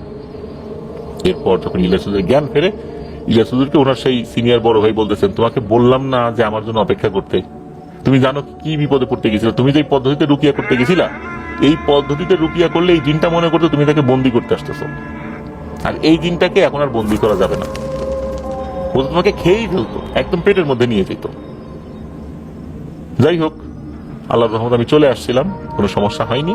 তখন এই হুজুর বলেন যে আমি জিনের সাথে কথা বলেছি, মূলত এই জিনটা কোনোভাবেই তার পরিবারের কাছে যেতে পারছিল না। সে মুক্তি লাভ করেছে, এটা সত্য, কিন্তু এমন একটা বন্ধনী তাকে দেওয়া হয়েছিল যে সে এই এরিয়ার 10 কিলোমিটারের বাইরে যেতে পারবে না। এই জন্যই সে এদিক দিয়ে ঘুরছে। কিভাবে সে বাইরে যেতে পারে? ওর এই বন্ধনীটা আমি কেটে দিয়েছি, ওর পরিবারের কাছে চলে গেছে, ওর এখানে আসবে না। ও ভালোও না, খারাপও না, ও মানুষের ইচ্ছা করে ক্ষতিও করে না। মানুষ যদি ইচ্ছা করে ওকে ক্ষতি করে, তখন ও ক্ষিপ্ত হয়ে মানুষকে আক্রমণ করতে পারে। যেহেতু এরকম কেউই করেনি, এই জন্য ওই এখন পর্যন্ত এদিকে কোনো ওভাবে তাণ্ডব চালায়নি, মানুষকে হত্যা করেনি। আর একজন যে মারা গেছে সেটা অনাকাঙ্ক্ষিত ছিল, কিন্তু এরপরে সে এইভাবে ঘুরে বেরিয়েছে, যেহেতু ওই লাশটার সাথে সে আটকে গিয়েছিল। আমি রুকিয়া করে ওকে মুক্ত করে দিয়েছি। যে বন্ধনীটা ছিল 10 কিলোমিটার এরিয়া জুড়ে, এটা কেটে গেছে, ওর পরিবারের কাছে চলে গেছে, ও আর আসবে না। তো এমনটাই হুজুর ব্যাখ্যা করেন। আর ওনার কাছের ছোট ভাই ইলিয়াস হুজুর তাকে বলেন যে তোমার আসলে আরেকটু অপেক্ষা করা উচিত ছিল আমার তথ্যের জন্য। এই বিপদটা তো হয়েই গেছিল প্রায়, এখনই তো মারা যেতা। এই জন্য পরামর্শ ছাড়া কাজ করা উচিত না। যে বিষয়ে কম বুঝবা, অবশ্যই সিনিয়রের সাথে পরামর্শ করে সেটা সমাধানের চেষ্টা করবা। ইলিয়াস হুজুরও বুঝতে পারেন যে শুধু উনি না, ওনার সাথে ওনার যে 5 জন স্টুডেন্ট, তাদের জীবনকে উনি বিপন্ন করে ফেলেছিলেন। এরপর গ্রামবাসীরা তাদেরকে ধন্যবাদ দেন, যেহেতু ইলিয়াস হুজুর কয়েক গ্রাম পরের একজন বাসিন্দা ছিলেন, আর যেই হুজুর আসলেন উনি আরেকটু দূরের বাসিন্দা ছিলেন। এটাই ছিল ঘটনা। এভাবে ঘটনাটা সলভ হয়ে যায়। পরবর্তীতে ওই বিলে অনেকে বড় বড় মাছ পেয়েছে, তবে ওই ভয়ঙ্কর দানবীয় মাছকে কেউ আর দেখেনি। তো এটাই ছিল ঘটনা। ধন্যবাদ জানাচ্ছি মোস্তফা ভাইকে, আপনি এত দূর থেকে আমাদেরকে ঘটনা পাঠিয়েছেন। আসলে এরকম ঘটনা পাওয়া মুশকিল হয়। আমি এরকম ঘটনার কাছাকাছি একটা ঘটনা 2017 বা 2018 সালের দিকে আমি এই ঘটনাটি শেয়ার করেছিলাম রেডিও ফুর্তিতে। সেখানে এই ঘটনার মিল আছে, কিছুটা মিল আছে, শুরুর দিকে কিছুটা মিল আছে। এই ঘটনাটি ঘটেছিল ফরিদপুর জেলার বোয়ালমারী উপজেলার শিরগ্রাম ইউনিয়নের উথুলি গ্রামে। আমার এখনো মনে আছে যে এই ঘটনার যেই অংশটুকু, এটা আমি শুনেছিলাম যার কাছ থেকে, উথুলি গ্রামের একজন ব্যক্তি, তার নাম হচ্ছে হাফেজ ওমর ফারুক। উনি সম্পর্কে আমার মামা হন। ওনার বাবার নাম হচ্ছে মাওলানা আসকার আলী। উনি মারা গেছেন। তো ওনার কাছ থেকে আমি আংশিক শুনেছিলাম। আংশিক বলতে মানে এরকম ঘটনা তো অনেকেই ঘটে, তবে যেটা খুব কমন আর কি, ওই কমন অংশটুকু শুনেছিলাম, ওইটাই আমি শেয়ার করেছিলাম, আমার যতদূর মনে পড়ে আর কি, রেডিও ফুর্তিতে শেয়ার করেছিলাম। তবে এই ঘটনার প্রথম অংশ শোনার পর আমার তো মনে হতেই পারে যে ওইটাই কিনা, কিন্তু পরবর্তীতে যতটুকু আমি শুনলাম তাতে দেখা গেল না, এটা থেকে সম্পূর্ণই আলাদা একটা ঘটনা। প্রিয় লিসেনার্স, এই ঘটনাটি আমাদেরকে যিনি পাঠিয়েছেন ওনার নাম ছায়া। উনি বর্তমানে ঢাকার গুলশান এলাকাতে রয়েছেন। তবে গুলশানের যেই নির্দিষ্ট এলাকাতে রয়েছেন সেই এলাকাটার নামটা আমাদেরকে উনি বিস্তারিতভাবে উল্লেখ করলেও উনি আমাদেরকে সেই এলাকাটার নাম প্রকাশ করতে নিষেধ করেছেন। কেননা যে ঘটনাটি উনি পাঠিয়েছেন, এই ঘটনা শুধু ওনারা যে জানেন তা না, ওই এলাকার অনেকেই জানেন। তো চলুন ঘটনায় চলে যাই। মূলত ঘটনার শুরুটা বেশ আগে থেকেই। ওনারা বর্তমানে যেই জায়গাটাতে আছেন, যে বাড়িটাতে আছেন আর কি, এই বাড়িটা একটি 5 তলা ভবন। বর্তমানে আশেপাশে অনেক নতুন ভবন নির্মিত হয়েছে, যেগুলো কিন্তু আগে ছিল না। এই যে 5 তলা ভবন, ওই বাসার পেছন দিকে বিশাল বড় একটা ঝিল ছিল। ওনাদের বাসাটা এখন যেখানে আর কি, তো ওই যে যেই বিশাল বড় ঝিল, ওইখানে ছিল বাঁশঝাড়, ওই বাঁশের পেছনেই ছিল এই ঝিলটা। তো ওখানে আর একটা পাশে মানুষ ময়লা ফেলতো, ওখানে আবার ওয়াশরুমও ছিল। গুলশান এরিয়ার কথা শুনলেই তো আমরা চোখ ধাঁধানো বড় বড় আকাশচুম্বী অট্টালিকার কথা আমরা বলতে থাকি, বা আমাদের মাথার মধ্যে সেটাই চলে আসে। গুলশানে কিন্তু অনুন্নত জায়গাও রয়েছে। মূলত এরকমই একটা জায়গা, যেই জায়গাটা ওই সময় এরকম ছিল। এখন তো প্রতিনিয়তই অনেক জায়গা ভরাট করে করে নতুন নতুন ঘরবাড়ি হচ্ছে। এটা খুব বেশি দিন আগের কথা এটাও বলা যাবে না। তো ওইখানে যে জায়গাটা ছিল, ওখানে কি করতো মানুষজন, ওই পথ দিয়ে আসছে, কখনো জল বিয়োগ করার দরকার হয়েছে, ওখানেই বসে পড়েছে। যেহেতু জায়গাটা ময়লা আর কি, ওই জায়গাটার পাশে কিন্তু যে ঘর বাড়িগুলো ছিল, তখন এই যে ছায়া আপু তার পরিবার নিয়ে ওখানে বসবাস করতেন। ওনার মা বাবা ভাই বোন ওখানে ওনারা বসবাস করতেন। শুরুটা 2007 সালের দিকে। তখন তো সবার হাতে মোবাইল ফোন এতটা অ্যাভেলেবল ছিল না। ওখানে যেটা ছিল সেটা হচ্ছে যে মানুষের হাতে বাটন ফোনটা বেশি ছিল, আর বেশি থাকলেও সবার হাতে হাতে আবার ছিল না। অনেকেই কিন্তু দোকান থেকে 2 টাকা মিনিটে কল করতেন। ওই দিক দিয়ে যারা হেঁটে আসতেন, মাঝে মাঝে মোবাইলে রিংটোন বাজাতে বাজাতে আসতেন, টের পাওয়া যেত ওদিক দিয়ে কোনো ব্যক্তি হেঁটে আসছেন। একদিন হয় কি, এই ছায়াপুর আব্বু উনি কাজ শেষ করে ওদিক দিয়ে হেঁটে আসছেন। ওদিক দিয়ে যখন হেঁটে আসছেন, হঠাৎ করে উনি দেখতে পেলেন যে এই যে ঝিলের ওখানে কিন্তু বড় বড় কচু গাছ ছিল। পানির নিচ থেকে কচু গাছ হয়েছে, তবে ওইখানে কিন্তু পানিটা অনেক গভীর। উনি খেয়াল করলেন যে ওইখান থেকে মনে হচ্ছে কোন একটা বাচ্চা কান্না করছে। উনি একটু এগিয়ে গেলেন, কান্নাকার বাচ্চা এখানে এসে হয়তো হারিয়ে গেছে, পথ খুঁজে পাচ্ছে না। উনি কাছে গেলেন। কাছে যাবার পর উনি দেখলেন যে হ্যাঁ, সত্যি একটা বাচ্চা, বয়স 4 বছর বা সর্বোচ্চ 5 বছর মতো হতে পারে। উনি ওখানে গিয়ে দূর থেকে বলছেন, এ তুমি কোন বাড়ির, কোথায় যাবে আমারে বলো, আমি দিয়ে আসি। যেই না এরকমটা উনি বলেছেন, সাথে সাথে ওই বাচ্চাটা কান্না থামিয়ে দেয়।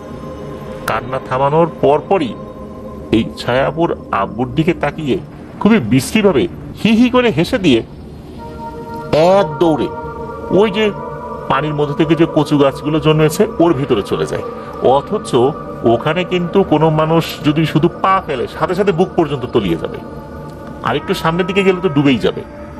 ওখান দিয়ে কেউ দৌড়ে চলে যাবে এটা কিন্তু হতেই পারে না। হঠাৎ করে এরকম দৃশ্য দেখার পর উনি তো বেশ ভয় পেয়ে যান, দ্রুত বাসায় চলে আসেন। ওই সময় অবশ্য ছায়াপুর দাদা বাড়িতে ছিল, উনি টুকটাক ঝাড়ফুঁক জানতেন। যখন এই কথা শুনলেন, উনি ছায়াপুর আব্বুকে ঝাড়ফুঁক করে দিলেন। এটা নিয়ে ওই প্রেক্ষাপটে তেমন কোনো সমস্যা হয়নি। এর কয়েকদিন পরের ঘটনা, ওনার আম্মুর একদিন রাতে ওয়াশরুমে যাবার দরকার হয়ে পড়ে। তখন ছায়াপুর আব্বুকে বেশ কয়েকবার ডাক দিয়েছেন, কিন্তু উনি ওঠেননি। এতটাই গভীর ঘুমে আচ্ছন্ন ছিলেন, ওই ডাক উনি শুনতেই পাননি। শুনতে পেলেও ঘুম আর সেভাবে ভাঙেনি। কি আর করা, ছায়াপুর আম্মু উনি নিজেই বেরিয়ে গেছেন। উনি যখন ঘর থেকে বেরিয়েছেন, ঘর থেকে বের হওয়ার পরপরই একটা ছোট্ট বাসার পরে, এরপরে বিশাল বড় একটা তাল গাছ পড়ে।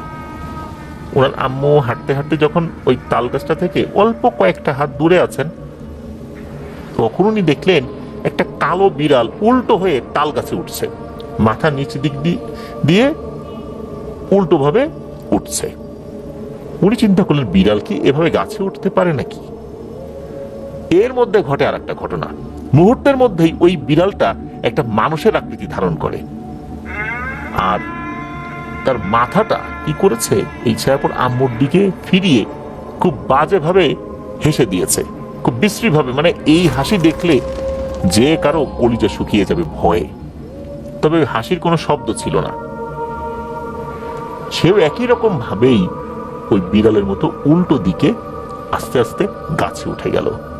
এই দৃশ্য দেখার সাথে সাথে ওনার কিন্তু আর কোনো হিতাহিত জ্ঞান ছিল না, কি করবেন না করবেন, কোন দিকে যাবেন, কোন দিকে দৌড় দেবেন। তারপরও আল্লাহর অশেষ রহমতে উনি উল্টো দিকে ঘুরে দৌড়ে ঘরে চলে আসেন। তো এরকম ছোটখাটো অনেক ঘটনাই কিন্তু ওই জায়গাকে কেন্দ্র করে হয়েছে। 2026 সাল, এখনো ওই জায়গাকে কেন্দ্র করে ঘটনা ঘটছে। তবে এখন কিন্তু সেই বাঁশঝাড়, তালগাছ, ঝিল এগুলো না থাকলেও সেই অশরীরী ছোঁয়া কিন্তু এখনো আছে। ওখানে যখন পরবর্তীতে 5 তলা ভবন তৈরি করা হয়, ওনারা ওই বাসাতেই ভাড়া ওঠেন আর কি। আর যে ঘটনাটা মাত্র বললাম, তখন তো এই 5 তলা ভবন ছিল না, ওখানে 1 তলা বিশিষ্ট একটা ভবন ছিল, টিন শেড, ওখানে ওনারা থাকতেন। 5 তলা ভবন তৈরি করার সময় নাকি এই বিল্ডিং এর কন্ট্রাক্টর 2 বার 2য় তলা থেকে নিচে পড়ে যায়। তবে পাশেই টিন শেড বাসা থাকায় 2 বারই ওই টিনের উপর পড়েছে, আল্লাহর রহমতে বেঁচে গিয়েছিল। যখন 4 তলা পর্যন্ত কমপ্লিট হয়, তখন এই ছায়াপুরা পরিবার সহ সেখানে ওঠেন। এই বিল্ডিং এর পেছনের সাইডের যে দিকটা, এই দিকটা থেকেই সমস্যাটা বেশি হয়। এই 4 তলা যে বিল্ডিং, এটার যে 5 তলাটা কিন্তু চিলে কোঠার মতো আর কি, ছাদ প্লাস চিলে কোঠা। এটার যে 2য় তলা, এটা বাড়িওয়ালা নিজেরা ব্যবহার করতেন, আর 3য় তলার কাজটা চলমান ছিল, আর 3য় তলার কাজটা অসমাপ্ত রেখে ওনারা 4র্থ তলার কাজটা শেষ করেছিলেন। এটা যে কেন করেছিলেন এটা অবশ্য ছায়াপুরা বলতে পারেননি, কারণ প্রত্যেকটা ফ্লোরের কাজ শেষ করেই তো উপরের ফ্লোরের কাজটা ধরতে হয়। ছাদ ঢালাইয়ের পরপরই ওনারা কি করেছেন, 4 তলার কাজ শুরু করে দিয়েছেন, অথচ 4র্থ তলা কাজ হয়ে গেল, 3য় তলার কাজ হলো না। ওনারা কি করেছিলেন যে এই যে 4র্থ তলা, এটা তো ওনারা করেছেন, কিন্তু একটা সমস্যা দেখা দিল, তা হচ্ছে এই ফ্লোরের এই পেছনের যে কর্নারের যে রুমগুলো, এই রুমগুলোতে কিছু কিছু সমস্যা দেখা দিত। এই কর্নারের রুম দুটোতে একটার মধ্যে ছিল হচ্ছে ওয়াশরুম, অর্থাৎ একটা রুমকে ওয়াশরুম বানানো হয়েছিল, আর একটা রুমের যেই জায়গাটা, এটা করা হয়েছিল হচ্ছে কিচেন, ছোট জায়গার মধ্যে আর কি করা হয়েছিল। যেই ওয়াশরুমে যেত ভয় পেত। কিচেনে গেলে মনে হতো পাশে কেউ দাঁড়িয়ে আছে, সাইডে দেয়ালের সাথে হেলান দিয়ে তাকে কেউ দেখছে। আমরা যদি কোনো একটা কাজ করি, রুমের মধ্যে কেউ যদি আসে পাশে দাঁড়িয়ে থাকে, আমরা কিন্তু বুঝতে পারি, ঠিক ওরকম মনে হয়, কিন্তু তাকালে দেখা যায় কেউ নেই। শুধু তাই না, ওই বাসার সিঁড়ি দিয়ে মাঝে মাঝেই ওঠানামার শব্দ শোনা যেত। কিন্তু সমস্যা যেটা হলো তা হচ্ছে যে ওই বিল্ডিং এ তখন এই ছায়াপুরা ওনারা থাকতেন আর বাড়িওয়ালা থাকতেন, এছাড়া কেউ থাকতেন না। এমন সময় শব্দ পাওয়া যেত, ওই সময় কিন্তু কারো আসার কথা না, দরজা খুললেও কাউকে দেখা যেত না। এরকম কিন্তু অনেক ধরনের সমস্যাই হয়েছে। যাই হোক, পরবর্তীতে তো তৃতীয় তলা কমপ্লিট হয়েছে, অন্য ভাড়াটিয়ারা আসছেন। দেখা গেল যে ওই তৃতীয় তলাতে কেউই 1 বা ম্যাক্সিমাম 2 মাস এর উপরে কেউ থাকতে চাইতো না। প্রত্যেকের সাথেই বিভিন্ন ধরনের সমস্যা হতো, তারা চলে যেত। এক পর্যায়ে ব্যাচেলর ভাড়া দেওয়া হয়েছিল, তারাও একটা সময় চলে যেতে বাধ্য হয়েছে। তো এই যে ফ্যামিলি যারা, তারা কেন চলে গেল, এই সম্পর্কে কয়েকটি ঘটনা না বললেই নয়। একবার একটা পরিবার আসলেন, হাজবেন্ড ওয়াইফ, আর তাদের বাচ্চা একটা আছে। বাচ্চার বয়স ছিল 8 কি 9 মাস। একদিন ওই আন্টি স্বপ্নে দেখেন যে ওনার যে রুমটা, বেডরুম, এই বেডরুমের জানালাটা একা একাই খুলে গেছে। তখন জানালার বাইরে থেকে একটা বিভৎস চেহারার মহিলা খুব বিশ্রী কণ্ঠে তাকে বলছে, তোর বাচ্চাটা আমাকে দিয়ে দে। দিবি? দে দে, আমাকে দে। এই জিনিসটা ওই স্বপ্নের মধ্যে দেখলেন। ওনার ঘুম ভেঙে গেল। ঘুম ভাঙার পর দেখলেন যেই জানালাটা উনি বন্ধ করে ঘুমিয়েছিলেন, সেই জানালাটা খোলা। উনি কিন্তু প্রথমবার এটা দেখলেন, চিন্তা করলেন এটা একটা দুঃস্বপ্নই হবে। এই যে আন্টি, উনি কিন্তু নার্স, সরকারি একজন নার্স, এখনো উনি চাকরিরতই রয়েছেন। বর্তমানে ঢাকা মেডিকেল কলেজ হসপিটালে সিনিয়র নার্স হিসেবে কর্মরত রয়েছেন।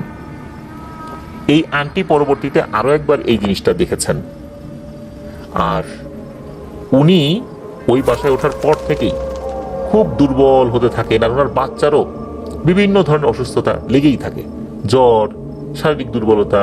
যেই বাচ্চা হামাগুড়ি দিত, সেই বাচ্চা সারাদিন বিছানায় শুয়ে থাকে, শরীরকে নাড়াতে পারে না। এরকম অনেক ধরনের সমস্যা দেখা দিল, ডাক্তার কিছুই ধরতে পারে না। একদিন ওনারা হুট করে বাসাটা ছেড়ে দেন। বাসাটা ছেড়ে দেবার পর এই যে ছায়া আপু, ওনার সাথে আবার এই আন্টির ভালো সম্পর্ক ছিল। এই আন্টি বলেছেন যে উনি স্বপ্নের মধ্যে কি কি দেখতেন, আর পারিবারিক বিভিন্ন ধরনের সমস্যা ওনাদের এই কয়েক মাসে লেগেই থাকতো। তখন ওরা বুঝতে পেরেছিলেন এখানে অন্য কোনো ব্যাপার রয়েছে, এই জন্য বাসাটা ছেড়ে দিলেন। এর কিছুদিন পর আর একজন পুলিশ অফিসার ওখানে বাসা ভাড়া নেন। ওই যে আন্টি, ওই আন্টি আবার, অর্থাৎ যিনি নতুন উঠেছেন আর কি, পুলিশ অফিসার স্ত্রীর কথা বলছি, উনি প্রেগনেন্ট ছিলেন। তো উনি যখন ওখানে ওঠেন, ওই আন্টির সাথে এই ছায়াপুর ভালো একটা সম্পর্ক হয়ে যায়। দেখা যেত যে ওই আন্টির হাজবেন্ড যেহেতু পুলিশ কর্মকর্তা, ডিউটির চাপ ছিল, যার কারণে ওই আন্টিকে যে ডক্টরের কাছে রেগুলার চেক আপের জন্য নিয়ে যেতে হবে, উনি কিন্তু ওভাবে সময় বের করতে খুবই কষ্ট পেতেন। যার কারণে ছায়া আপু তাকে নির্দিষ্ট দিনগুলোতে মেডিকেল চেক আপের জন্য নিয়ে যেতেন। তবে বাচ্চা ভূমিষ্ঠ হওয়ার আগ পর্যন্ত সবকিছু ঠিকঠাকই ছিল। যখন বাচ্চা ভূমিষ্ঠ হয়, এরপর থেকেই শুরু হয়ে গেল একটা সমস্যা। উনি ফিল করতেন যে ঘরের মধ্যে কেউ হাঁটছে, অথচ ঘরের মেইন দরজাটা বন্ধ করা। ওনার পাশে কেউ দাঁড়িয়ে আছে, তাকালে আবার দেখা যায় না। উনি যখন রুমের এক পাশে থাকেন, মনে হচ্ছে রুমের আর এক পাশ দিয়ে কেউ একজন হেঁটে গেল, তাকালে দেখা যায় না, কিন্তু বোঝা গিয়েছে যে ওখান দিয়ে কেউ হেঁটে গিয়েছে। এরকম কিন্তু উনি মাঝে মাঝেই দেখতেন। তবে বাচ্চার বয়স যখন 7 দিন ক্রস করেছে, উনিও এই সেম স্বপ্ন দেখতে থাকলেন যেটা পূর্বের আন্টি দেখেছিলেন। জানালার পাশ থেকে কেউ একজন বলে ওঠে, বিভৎস চেহারার একটা সুরত নিয়ে, তোর বাচ্চাকে আমাকে দিয়ে দে। এরকম বলতে থাকে। উনি কিন্তু রেগুলার বেসিসে এই স্বপ্নটা দেখতে থাকেন। বিয়ের 7 বছর পর ওনার সন্তান হয়েছে, ছেলে সন্তান। অনেক কষ্টের পর, অনেক কান্নাকাটি আল্লাহর কাছে দোয়া করার পর এই সন্তান হয়েছে। এখন কি না কেউ একজন বলছে সন্তানকে দিয়ে দিতে। তো এরকম কিন্তু সমস্যা উনি ফেস করতে শুরু করলেন। একদিন ঘুমের ভেতরেই একটা ঘটনা ঘটে, সেটা হচ্ছে ওই যে বিভৎস চেহারার মহিলাটা, ওই মহিলাটা কিন্তু এবার জানালার বাইরে না, ভেতরে চলে এসেছে। ভেতরে এসে দুহাত বাড়িয়ে বলছে, দে তোর বাচ্চাটাকে আমাকে দে। উনি ঘুমের মধ্যেই বাচ্চাটাকে কোলের মধ্যে নিয়েছেন, জড়িয়ে ধরে বলছে, না আমার বাচ্চাকে আমি দেবো না, কোনোভাবেই দেবো না। তো উনি সত্যি সত্যি কিন্তু ঘুমের মধ্যে পাশে থাকা বাচ্চাকে বুকে জড়িয়ে ধরেছেন। এদিকে ওনার পাশে শুয়ে থাকা ওনার হাজবেন্ড, ওনার ঘুম ভেঙে গেছে, উনি চোখ খুলে দেখেন এই অবস্থা। উনি তখন ধাক্কা দিয়েছেন, এই কি হয়েছে তোমার? তখন উনি বলেন যে এরকম এরকম স্বপ্ন তো আমি আজকেও দেখলাম। উনি কিন্তু এর আগেও বলেছেন ওনার হাজবেন্ডকে, যেহেতু ওনার হাজবেন্ড পুলিশ কর্মকর্তা, আইনের লোক, উনি এই বিষয়গুলোকে ওইভাবে পাত্তা দিতেন না। কিন্তু ওই বাসায় কিন্তু এই ছায়া আপু রেগুলারই আসা যাওয়া করতেন। ছায়া আপুর ছোট বোন ছিল, সেও রেগুলার আসা যাওয়া করতো। এই বিষয়টা যখন এই ছায়াপুকে বললেন, তখন ছায়াপু চিন্তা করেন, ওই যে আগে একজন নার্স আন্টি, উনিও তো একই কথা বলেছিলেন, উনিও তো বাসা ছেড়ে দিয়ে চলে গেছেন। এই পুলিশ কর্মকর্তা এবং ওনার স্ত্রী তার সন্তান সহ ওই বাসাটা ছেড়ে দিয়ে চলে যান। এই যে একের পর এক ভাড়াটিয়ারা আসছে চলে যাচ্ছে, এদিকে হয়েছে কি, ছায়াপুর যে পরিবার, ওনারা তো অনেক আগে থেকে এই এলাকাতে বাড়িওয়ালাই বাড়ি করার আগে থেকেই তাদেরকে চেনেন, ওনারাও তাদেরকে চেনেন, উভয়ের সাথেই খুব ভালো একটা সুসম্পর্ক। এদিকে ওনারা কিন্তু বলতে পারছেন না কাউকে যে এই বাড়িতে সমস্যা আছে, তাহলে মানুষের মধ্যে একটা আতঙ্ক সৃষ্টি হবে। কারণ যারা এই বাড়িটা তৈরি করেছেন, ওনারা অনেক কষ্ট করে ঋণ করে বাড়িটা তৈরি করেছেন। ভুতুরে বাড়ি হিসাবে চতুর্দিকে যদি একটা বদনাম ছড়িয়ে পড়ে, তাহলে তো ওনাদের জন্য খুব বড় ধরনের একটা ক্ষতি হয়ে যাবে। তবে শুধু এই পরিবারের সাথে যে ঘটনা ঘটে বিষয়টা এরকম না, ছায়াপুদের যে ঘর, এই ঘরেও কিন্তু দেখা যাচ্ছে যে ওই কেউ দাঁড়িয়ে আছে, কেউ সাইড থেকে চলে যাচ্ছে, এরকমটা কিন্তু ওরা দেখেন। তবে বড় ধরনের কোনো সমস্যা ওভাবে হয় না। এবার আসে আর একটা ঘটনাতে, এই যে ওয়াশরুম সংক্রান্ত একটা বিষয়, আমরা বলেছিলাম যে কিচেনে দাঁড়িয়ে থাকলে বা রান্না করার সময় দেখা যায় যে কেউ একজন পাশে আছে বা দাঁড়িয়ে আছে, ওয়াশরুমে গেলেও বোঝা যায়। একবার ঘটে একটা ঘটনা, কোনো একজন ভাড়াটিয়া আসেন, নতুন একটা ভাড়াটিয়া, তবে এটা কিন্তু নিচতলাতে। তো ওই নিচতলার নতুন যে ভাড়াটিয়া, ওখানে যে ভদ্র মহিলা ছিলেন, উনি গিয়েছেন ওয়াশরুমে। যেই না উনি ওয়াশরুমে ঢুকেছেন, হঠাৎ করেই ওয়াশরুমের লাইটটা দপ করে বন্ধ হয়ে যায়। মনে হলো বাইরে থেকে কেউ সুইচটা বন্ধ করে দিয়েছে। যেই না বন্ধ হয়ে গেছে, সাথে সাথে উনি ফিল করলেন কেউ ওনার ঘাড় চেপে ধরে কোমরের ভেতরে মাথা ঢুকিয়ে তাকে মেরে ফেলার চেষ্টা করছে। উনি তো চিৎকার চেঁচামেচি শুরু করেছেন। আল্লাহর অশেষ রহমতে ওই সময় ওনার হাজবেন্ড রুমেই ছিলেন। ওয়াশরুম থেকে যখন চিৎকার চেঁচামেচির আওয়াজ উনি শুনতে পেয়েছেন, সাথে সাথে উনি চলে আসেন ওয়াশরুমের কাছে। এসে দেখেন বাইরে থেকে সুইচটা অফ করা। উনি সুইচ দিলেন, সুইচ দেওয়ার পরও ভিতর থেকে চিৎকার চেঁচামেচির আওয়াজ শোনা যাচ্ছে। এরপর উনি দরজা যখন ভাঙেন, তখনও দেখেন ওনার ওয়াইফের মাথাটা কোমরের ভেতরে মনে হচ্ছে কেউ চাপ দিয়ে ঢুকিয়ে দিচ্ছে। উনি যখন ভেতরে ঢুকেছেন, এরপরে গিয়ে সবকিছু স্বাভাবিক হয়ে যায়। ওনার ওয়াইফ বলেন যে এই ঘটনা, হঠাৎ করে লাইট বন্ধ হয়ে যায়, তারপর এরকম ব্যাপার স্যাপার, লাইট জ্বলার পরও এই জিনিসটা ছাড়ে নাই। এরপর কিন্তু ওই ভদ্র মহিলা উদ্ভট রকমের আচরণ করতে থাকে। কয়েকজন কবিরাজও দেখানো হয়েছে, কোনো লাভ হচ্ছিল না। পরবর্তীতে তাকে গ্রামেও নিয়ে যাওয়া হয়, বেশ কয়েক মাস ওই বাসাটা ওরকমই থাকে। পরবর্তীতে একবার এসে ওনার বাসাটা ছেড়ে দিয়ে অন্যত্র চলে যান। এরপরে কি হয়েছে ওই ভদ্রমহিলার সাথে ছায়াপু বলতে পারেননি। এর আরো কিছুদিন পর একজন স্বর্ণকার বাসা ভাড়া নেন। তো উনি আসলে ব্যবসা করতেন, অনেক সময় দোকানে থাকতে হতো, মাঝে মাঝেই রাত 2-3টা বাজে ওনাকে বাসায় একা একাই আসতে হতো। খুব সাহসী প্রকৃতির একজন লোক। উনি একদিন রাত 3টার দিকে তার কাজ শেষ করে বাসায় ঢুকেছেন। হঠাৎ তার চোখ যায় সিঁড়ির দিকে।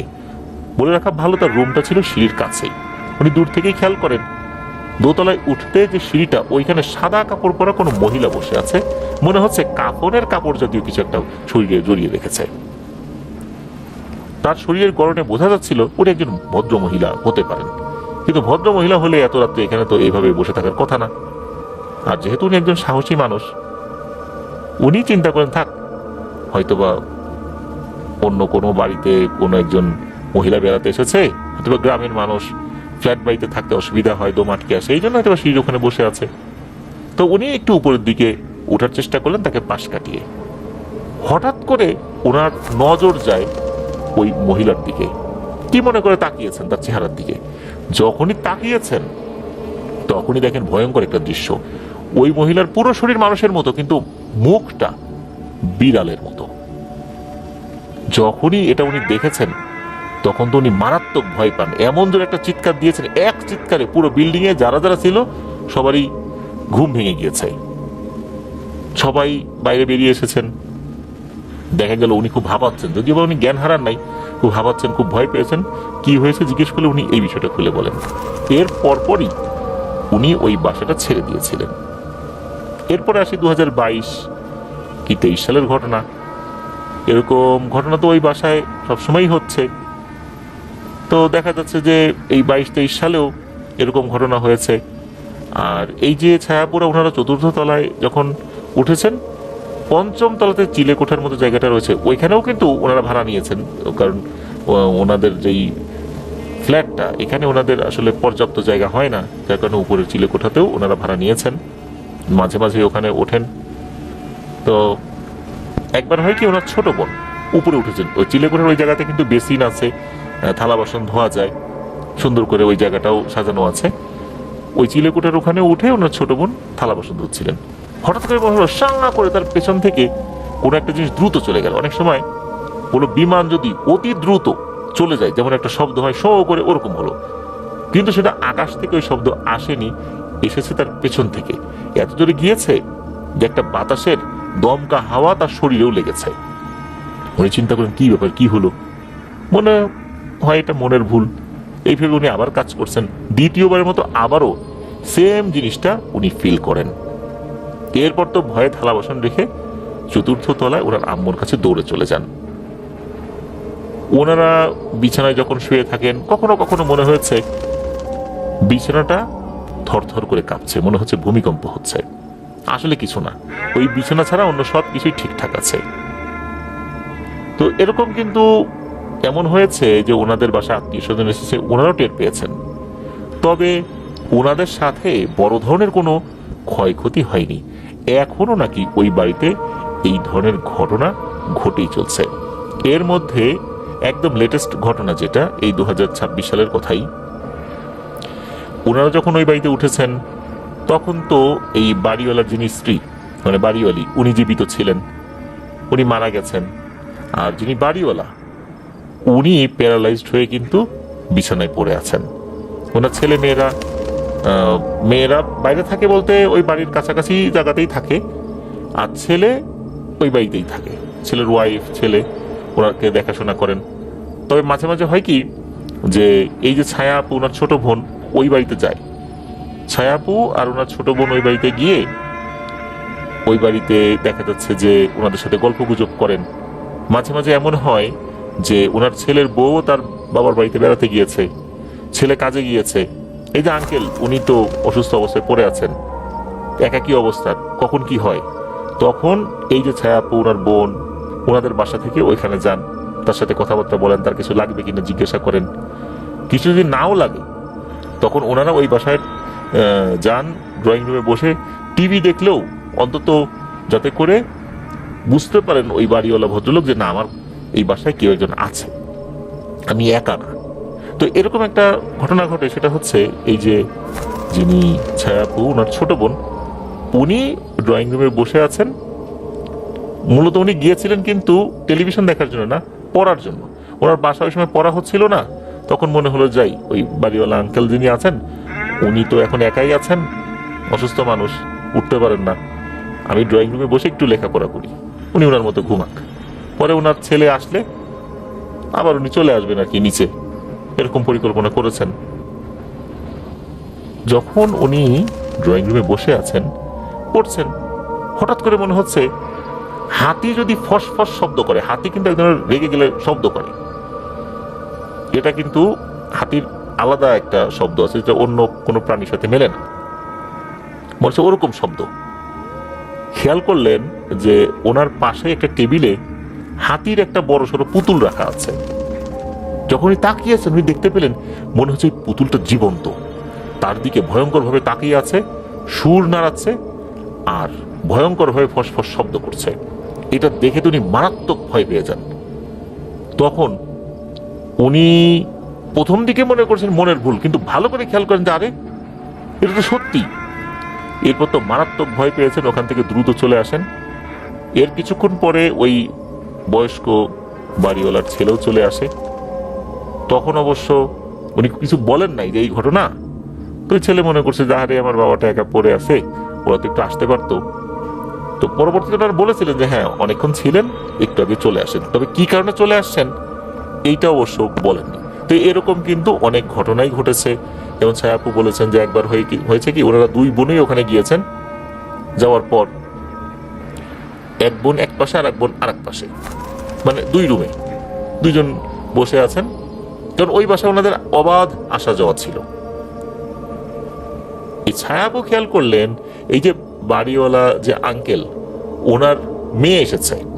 উনি দেখলেন ওনার মেয়ে আসলো, এসে আর একটা রুমে ঢুকে গেল, যেই রুমে এই ছায়াপুর বোন বসে আছে। মূলত ছায়াপুর বোনটা এমন জায়গায় বসে আছে, মেইন দরজা দিয়ে কেউ ঢুকলে ওখান থেকে অনায়াসেই দেখা যাবে। কিছুক্ষণ পর ওই বাড়িওয়ালার মেয়ের সাথে কথা বলার জন্য ছায়াপু আবার যখন ওই রুমে গিয়েছেন, কাউকে দেখতে পান না। তখন ছায়াপুর বোনকে জিজ্ঞেস করেছেন যে কি ব্যাপার, উনি তো আসলেন, কই গেল? ছায়াপুর বোন উনি বলতেছেন যে কি বলো না বলো, কেউ তো আসেনি, দরজা তো বন্ধ, আর আমি এখানে বসা, কেউ আসলে তো আমি দেখতাম।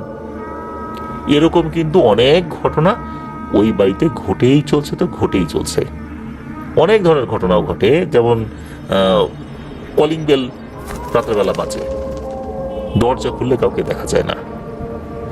তারপরে হঠাৎ করে লাইট কে যেন বন্ধ করে দেয় ঘরের ভেতরের, এরকম কিন্তু হয়। ওয়াশরুমে গিয়েছে, ওয়াশরুমের লাইটটা বাড়ি থেকে বন্ধ করে দিয়েছে।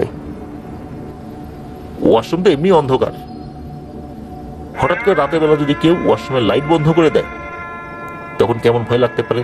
আর সেই বাড়িটা যদি হয় এরকম ভূতুরে বাড়ি, এরকম কিন্তু হয়। তো ওই বাড়ির মোটামুটি সবাই অনেক ধরনের ঘটনার সাক্ষী হয়ে আছেন আর কি। আর ওই আশেপাশের যে জায়গাগুলো রয়েছে সেখানে অনেক ভয়ের ঘটনা আছে। এটা পরবর্তীতে উনি আমাদেরকে দিতে চেয়েছেন, আমরা অপেক্ষায় থাকব। আর এক্সাক্ট বাড়ির লোকেশনটা, বাড়ির নামটা আমরা বলছি না, এটা উনি বলতে নিষেধ করেছেন। কেননা ওই বাড়িতে যদি পরবর্তীতে কোনো লোকজন আসেন তাহলে ওনারা ভয় পেতে পারেন। আর এই ঘটনা এরকম একটা প্ল্যাটফর্মে প্রচারিত হলে দেখা যাবে যে বাড়িওয়ালার সাথে ওনাদের একটা সম্পর্কের অবনতিও হতে পারে, যার কারণে অনেক কিছু উনি অ্যাভয়েড করে গিয়েছেন। আমরাও গিয়েছি, আরও বেশ কিছু বিষয় ছিল সেগুলো আমরা অ্যাভয়েড করে যাওয়ার চেষ্টা করেছি। ওনার যে নামটা মূলত বাড়িওয়ালারা জানেন, এই নামটা কিন্তু আমরা বলিনি, অন্য আর একটা নাম বলেছি, যে নামটা উনি আমাদেরকে বলতে বলেছেন, যেই নামে ওনাকে ওই বাড়ির লোকজন বা আশেপাশের লোকজন চেনে না, সেই নামেই কিন্তু আমরা বলেছি যে ছায়া নামটা। ধন্যবাদ জানাচ্ছি ছায়াপুকে ওনার পাঠানো ঘটনার জন্য। প্রিয় লিসেনার্স, এখন যে ঘটনাটি বলবো ওই ঘটনার উনি অন্যতম একজন সাক্ষী এবং প্রত্যক্ষদর্শীও বটে। আর এই তাহমিদের যে চাচাতো ভাই আলামিন, তাহমিদের অনেক ঘটনা কিন্তু আলামিন সংগ্রহ করে দিয়েছে। তো এই ঘটনার কথা মূলত এই আলামিনই তাহমিদ ভাইকে জানায়। তো চলুন ঘটনা শুনে আসি। সময়কাল 1985 সাল। ওই গ্রামেরই একজন ওনাদের চাচা, তার নাম হলো মোহাম্মদ সাবুল খান। তিনি খুব ভালো মানুষ। তো তার একজন বোন ছিল, তার নাম হলো শালিনী। এই শালিনী ফুপুকে 1985 সালে বিয়ে দেওয়া হয়। তো ওনাদের গ্রাম মানে তেলিগেতি গ্রাম থেকে 2-3 গ্রাম পাশে চোমরা সরকারি পুকুর নামে একটা জায়গা রয়েছে এবং বউবাজার নামে একটা জায়গা রয়েছে। এই দুই গ্রামের মাঝখানে একটা ফাঁকা জায়গার মতো রয়েছে, সেখানে কয়েকটি বাড়ি রয়েছে। তার মধ্যে একটি বাড়িতে এই শালিনী ফুপুর বিয়ে দেওয়া হয়। এই শালিনী ফুপুকে যার সাথে বিয়ে দেওয়া হয় তার নাম মোহাম্মদ আব্দুল মজিদ। তো এই আব্দুল মজিদ উনিও খুব ভালো একজন মানুষ, মানে খুব ভালোভাবে শালিনী ফুপুর সাথে বিয়ে শাদী সম্পন্ন হয়ে যায় কোনো ধরনের কোনো সমস্যা ছাড়াই।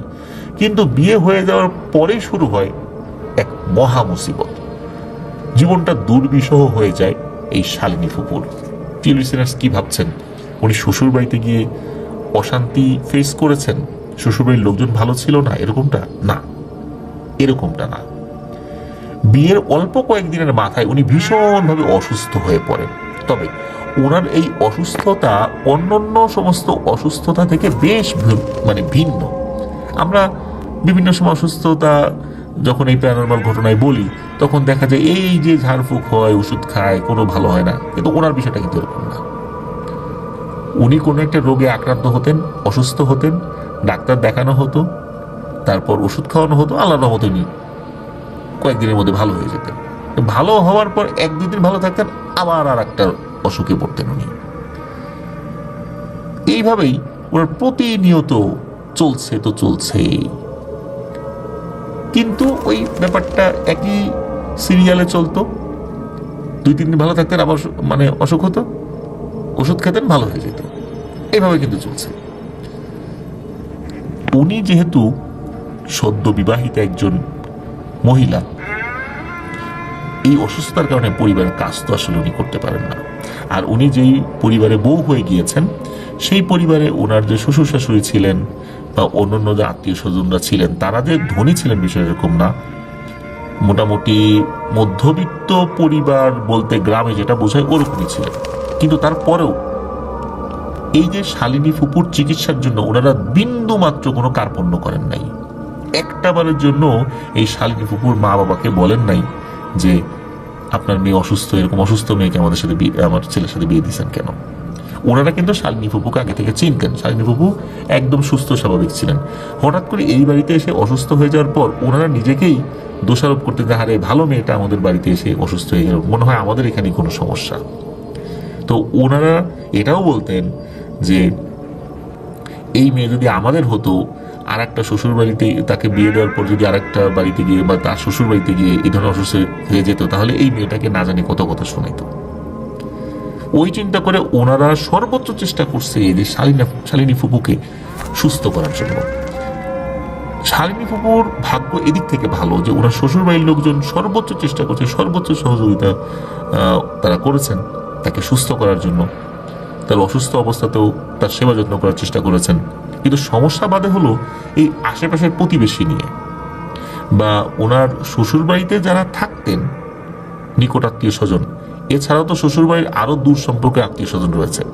এই দূর সম্পর্কের আত্মীয় স্বজন এবং পাড়া প্রতিবেশীরা তারা সব সময় বিভিন্ন কটু কথা বলে শালিনী ফুপুর কানকে বিষিয়ে তুলতো এবং তার শ্বশুর শাশুড়ি বা অন্যান্য আত্মীয় স্বজনদের কানকেও বা মনকেও বিষিয়ে তুলতো। বলতো যে এই দেখো, একটা অসুস্থ মেয়েকে তোমাদের উপর গসাই দিছে, তোমরা আর কয় টাকাই জমাইতে পারো, সব টাকা তো এই মেয়ের চিকিৎসার জন্য চলে যাচ্ছে। ওর বাপ তো তোমাদের ঘরের উপরে এটা গসাই দিয়ে তো মুক্ত হয়ে গেছে, এখন তোমরা তো মুসিবতে পড়ে গেছো। তো এই সমস্ত কথাবার্তা প্রতিনিয়ত বিভিন্ন লোকজন বলতো। এখন ওনার শ্বশুর শাশুড়ি বা ওই শ্বশুর বাড়িতে যারা থাকতেন তারা কিন্তু এই বিষয়ে পাত্তা না দিলেও শালিনী ফুপু প্রতিনিয়ত এই ধরনের কথা শুনতে শুনতে শুনতে শুনতে না ওনার মনটা বিষিয়ে গিয়েছিলেন। উনি একদম অস্থির হয়ে গিয়েছিলেন, যার ফলশ্রুতিতে উনি নিজের উপর খুব বিরক্ত হয়ে কয়েকবার আত্মহত্যার চেষ্টাও করেছেন। অনেকবার আত্মহত্যার চেষ্টা করেছেন বিভিন্নভাবে, কিন্তু আল্লাহর অশেষ রহমতে প্রতিবারই কেউ না কেউ দেখে ফেলেছে এবং উনি বারবার বেঁচে গিয়েছিলেন। এভাবেই চলছিল ওনার দিন। এই যে অসুস্থতা, এটা ছাড়ে না। এই যে কত হুজুর দেখানো হয়েছে যে এটা কি প্যারানরমাল বিষয় কিনা, কোনো হুজুর কিচ্ছু বলতে পারেন না। তার যে প্যারানরমাল কোনো সমস্যা নাই এটাও বলতে পারেন না, তার যে প্যারানরমাল সমস্যা আছে এটাও বলতে পারেন না। এইখানেই এক রহস্য ঘনীভূত হতে থাকে। আসলে ব্যাপারটা কি? গ্রামে একটা কথা প্রচলিত রয়েছে, ভাদ্র মাসের যে অমাবস্যা হয়ে থাকে এটা নাকি খুব ভয়ঙ্কর হয়ে থাকে। এই ভাদ্র মাসের অমাবস্যা এমন ভালো করে বলার উদ্দেশ্য হচ্ছে অনেক দুষ্টু মানুষতান্ত্রিক, জিনতান্ত্রিক, তারপরে পিশাচ জিনেরা নাকি এই ভাদ্র মাসের অমাবস্যায় শয়তানকে উদ্দেশ্য করে বলি দিয়ে নিজেদের শক্তি বৃদ্ধি করে থাকে। এই ঘটনার সাথে এই ভাদ্র মাসের অমাবস্যার সম্পর্ক কি? গ্রামে এই ভাদ্র মাসের অমাবস্যাকে স্থানীয়ভাবে ওই ভাদ্রই অমাবস্যা এভাবে বলে আর কি। তো একদিন এই শালিনী ফুপুর স্বামী আব্দুল মজিদ মিয়া উনি কোন একটা কাজে বাইরে বের হয়েছেন। সালটা 1985 সাল, তো শুরুতেই ঘটনা বলেছে আর কি, বিয়ের পর পর তিনি অসুস্থ, এভাবে তো 1 বছর গিয়েছে, সাল হয়তো 1986 সাল এরকম হতে পারে আর কি। তো ওনার স্বামী তো বাইরে গিয়েছেন আর কি কোন একটা কাজের জন্য, আর উনি বলেই গিয়েছিলেন যে কাজ করতে করতে দেরি হয়ে যাবে, রাত্রে আর বাড়িতে ফিরবো না, পরের দিন ফিরবো, কারণ উনি বেশ দূরেই যাবেন।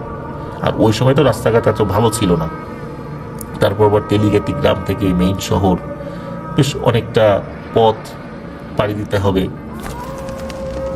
আর ওই সময় তো ওই এলাকায় বিদ্যুৎও ছিল না। আর শালিনী ফুপুর সমস্যাটা তো এটা প্যারানর্মাল কোনো সমস্যা না, এটা সবাই বুঝতে পেরেছে, কারণ কোনো হুজুর তো এই বিষয়ে যে প্যারানর্মালের কোনো টাচ রয়েছে এই বিষয়ে বলতে পারেন নাই। তো যার কারণে তারা এটাকে অ্যাজ ইউজুয়াল অসুস্থতা থাকে না, কিছু মানুষের সবসময় 12 মাস রোগ থাকে, অনেক কিছু ওইরকম কিছু একটা হবে আর কি। তো এই যে আব্দুল মজিদ মিয়া উনি তো পরন্ত বিকেল যখন হয়ে যায় তখন তো বুঝতে পারছেন আর তো আসতে পারবেন না, যদিও চেষ্টা করেছেন আসার জন্য, বাড়ি থেকে বলে আসছিলেন। তো যাই হোক, ওই রাত্রে এই ভাদ্র মাসের অমাবস্যার আধারে পুরো আকাশ কিন্তু ছেয়ে যায়, নেমে আসে ঘোর অন্ধকার। উনি তো বাড়িতে নাই। রাত নেমে আসার সাথে সাথে প্রতিদিনের মতো সবাই খেয়ে দিয়ে ঘুমিয়ে পড়ে আর কি। তো শালিনী ফুপু উনি খাওয়া দাওয়া করে ঘুমিয়ে পড়েছেন। আর ওনার কিন্তু শুধু এই অসুস্থতা ছাড়া কোনো কথাবার্তায় কোনো অসংলগ্নতা ছিল না, কোনো পাগলামি ছিল না, তারপর শিকল দিয়ে বেঁধে রাখার এই যে ব্যাপারগুলো, এগুলো কিচ্ছু ছিল না। কেউ দেখে বিশ্বাসই করবে না ওনার প্যারানর্মাল কোনো সমস্যা আছে কি নাই, সবাই বলবে উনি একদম স্বাভাবিক। তো শালিনী ফুপু খাওয়া দাওয়া করে উনি ওনার ঘরে ঘুমিয়ে পড়েছেন। অনেক রাত্রে হঠাৎ করে মনে হলো শালিনী ফুপুর ঘরের দরজা ওই ঠক করে একটু শব্দ হলো, মানে খুলে গেল আর কি। তো বাড়ির অন্য সদস্যরা মনে করেছেন হয়তো বা উনি ওয়াশরুমে যাওয়ার জন্য বাইরে বের হয়েছেন, যেহেতু গ্রামের ওয়াশরুমগুলো ঘরের বাইরে থাকে। তো এরপরে না অনেকক্ষণ কেউ কোনো সারা শব্দ পায় নাই যে শালিনী ফুপু ঘরে ঢুকছে, ঘরের ওই খিল লাগানোর শব্দ হয়েছে। আর ওই সময় তো রাত্রে অনেকে ঘুমিয়েও পড়েছেন, এগুলো তাদের আসলে মনে রাখার কথাও না। সকালবেলা মানে বেশ অনেক ভোরবেলাতেই কিছু লোকজন মানে দৌড়াতে দৌড়াতে এই শালিনী ফুপুর শ্বশুর বাড়িতে আসছেন। সবাইকে ডাকাডাকি, তোমরা ওঠো ওঠো, তোমার বেটার বউ কই, সে খবর রাখো। তো সবাই ধর্মর উঠে বসে গেলে, কি হয়েছে কি হয়েছে, চলো তাড়াতাড়ি আমাদের সাথে। তো সবাই যান, গিয়ে দেখেন যে ওই বাড়ি থেকে বেশ 100 মিটার দূরে একটা বট গাছ ছিল। এই শালিনী ফুপু সেই বট গাছের সাথে অনেক উঁচু একটা ডালে গলায় দড়ি দিয়ে আত্মহত্যা করেছেন। এর আগে উনি অনেকবার চেষ্টা করেছেন, কিন্তু আল্লাহর রহমতে উনি বেঁচে গিয়েছেন। কিন্তু এবার এটা কি হলো, উনি অনেক উঁচুতে আত্মহত্যা করলেন গিয়ে ওই গাছের ডালে, এত উপরে। তো উনি তো গাছে চড়তে জানতেন না ওইভাবে ওখানে উনি উঠলেন কিভাবে? আর রাতের আধারে উনি একা একা বেরিয়েছেন। এটা কি আসলে উনি নিজে থেকে করেছেন নাকি কোনো জিনের প্রভাবে এটা হয়েছে? এটা কেউ কিছু বলতে পারছে না। সবাই বলে ও তো এর আগে অনেকবার চেষ্টা করেছে, কিন্তু সফল হয় নাই। এইবার মনে হয় ওর হাজবেন্ড বাসায় নাই, এ রাত্রে বাড়ি ছিল না, এই জন্যই সে এই কাজটা করছে। শালিনী ফুপুর দেহ গাছে ঝুলছিল। এখানে আরো একটি ভয়ঙ্কর ব্যাপার রয়েছে, ওনার জিহবা নাকি অনেকখানি বের হয়ে গিয়েছিল, কোনোভাবেই ওই জিহবাটা মুখের মধ্যে ঢুকানো যাচ্ছিল না। পরে একজন হুজুর এসে কিছু দোয়া পরে ফু দেওয়ার পর আস্তে আস্তে নাকি ওই জিহবাটা মুখের মধ্যে ঢুকে একদম মুখ স্বাভাবিক হয়ে যায়। তারপর স্বাভাবিক নিয়মেই শালিনী ফুপুকে দাফন কাফন করা হয়। এরপর শুরু হয় আরো কিছু ঘটনা। শালিনী ফুপুকে দাফন করার পরে ওই রাত থেকেই শুরু হয় ভয়াবহ তাণ্ডব। শালিনী ফুপুকে কবর দেওয়া হয়েছিল ওই শ্বশুরবাড়িরই, মানে ওনার শ্বশুরবাড়ির এক সাইডে। আর ওই কবরের পাশ দিয়ে একটা মেঠো পথ চলে গেছে, যেখান থেকে গ্রামের মানুষজন আসলে ওখান দিয়ে হাঁটা চলার প্রয়োজন হয়। তবে ওই রাস্তা দিয়ে বেশ কিছুদিন মানুষ চলাচল করতে পারতো না, বিশেষ করে প্রথম 3 দিন, কবর দেওয়ার প্রথম 3 দিন। কি হয়েছিল আসলে ওখানে, চলুন এটা জানি। ওই দিক দিয়ে যাওয়ার সময় হঠাৎ করে মানুষ নাকি আচমকা শব্দ শুনতে পেত, দিন হোক রাত হোক। শুধু তাই নয়, বিভিন্ন ধরনের অদ্ভুত সমস্ত অবয়ব দেখতে পেত। কিন্তু সমস্যা হলো কি, একজন যেটা বলতো আর একজনের বর্ণনার সাথে সেটার কোনো মিল নাই। ধরুন যে একসাথে 3-4 জন দিক দিয়ে যাচ্ছিল, 3-4জনই ভয়ঙ্কর কিছু দেখেছে। কেউ বলতো যে কালো কিছু দেখেছি, কেউ বলতো যে সাদা কিছু দেখেছি, কেউ বলতো লাল কিছু দেখেছি, কিন্তু সবাই কিছু না কিছু দেখেছে। কারো বক্তব্যের সাথে কারো বক্তব্য ওইভাবে মিলত না। এটাই ছিল সমস্যা। তাহলে কি শুরু হলো? এরকম অসংখ্য মানুষ বিভিন্ন সময় বিভিন্ন ভাবে ওখানে ভয় পেয়েছে। এক ভয়ের তাণ্ডব শুরু হয়ে যায় ওখানে। অনেকে তো ভয় পেয়ে বেশ মানে অনেকদিন অসুস্থ ছিল, আস্তে আস্তে আল্লাহর রহমতে সুস্থ হয়ে যায়। তো প্রথম 3-4 দিনের মধ্যে ওই মেঠো পথ দিয়ে মানুষের চলাচল একদমই বন্ধ হয়ে যায় বলতে হবে। কারণ কার ইচ্ছা হবে এই ধরনের ভয়ঙ্কর ঘটনার সম্মুখীন হতে? এখন এই সমস্যার একটা সমাধান তো করার দরকার। গ্রামবাসী আলোচনা করে, বেশ কিছু হুজুরের সাথে কথা বলেন, তখন সকলে মিলে সিদ্ধান্ত নেন যে এই শালিনী ফুপুর জন্য দোয়া মাহফিলের আয়োজন করা হবে এবং গ্রামের দুস্থ গরিব হতদরিদ্র মানুষদেরকে দাওয়াত করে খাওয়ানো হবে। সেটাই করা হয়। মোটামুটি যে আয়োজনটা করা হয়েছিল অনেকেই এসেছিলেন। আর এই ধরনের আয়োজনে কিন্তু ওইভাবে দাওয়াত দেওয়া হয় না। যাদের সমস্যা রয়েছে তারা এমনিতেই চলে আসে, আর দাওয়াতও কিছু করা হয় আর কি। জিয়াফত বলে, অনেক জায়গায় সেরাদ্দ বলে, মানে বিভিন্নভাবে এই শব্দটাকে আমরা অভিহিত করে থাকি স্থানকাল পাত্র ভেদে আর কি। তো ওখানে অনেক মানুষই এসেছিলেন গ্রামের। একজন অপরিচিত ব্যক্তি আসেন, যিনি ওই গ্রামের মানুষ না, উনি একজন ফকির গোছের কেউ। তো উনি ওখানে খাওয়া দাওয়া করেন। খাওয়া দাওয়া করার পর উনি নাকি উঠে ওই শালিনী ফুপুর কবর যেদিকে, ওইদিকে যেতে থাকেন। ওইখানে যাওয়ার পরই উনি ওইখানে মানে ওয়াক ওয়াক করে শব্দ করা শুরু করেন। এই ধরনের শব্দ শুনে ওই দূর থেকে লোকজনও কিন্তু এটা দেখছিলেন, তারা ওখানে চলে আসেন এবং উনি দেখা যায় ওই ধরনের শব্দ করতে করতে ওই শালিনী ফুপুর কবর যেখানে, ওই কবরের ওখানেই উনি শেষ নিঃশ্বাস ত্যাগ করেন, মানে মারা যান উনি। আসলে উনি কে ছিলেন? ওনাকে ওই গ্রামের কেউ চিনত না। ওনার ঠিকানাও জোগাড় করতে কেউ সক্ষম হয়নি। এখন যেহেতু ঠিকানাও জোগাড় করতে কেউ সক্ষম হয়নি, তার বাড়ি কোথায়, একজন ফকির মানুষ, কোথা থেকে আসছেন কেউ জানে না।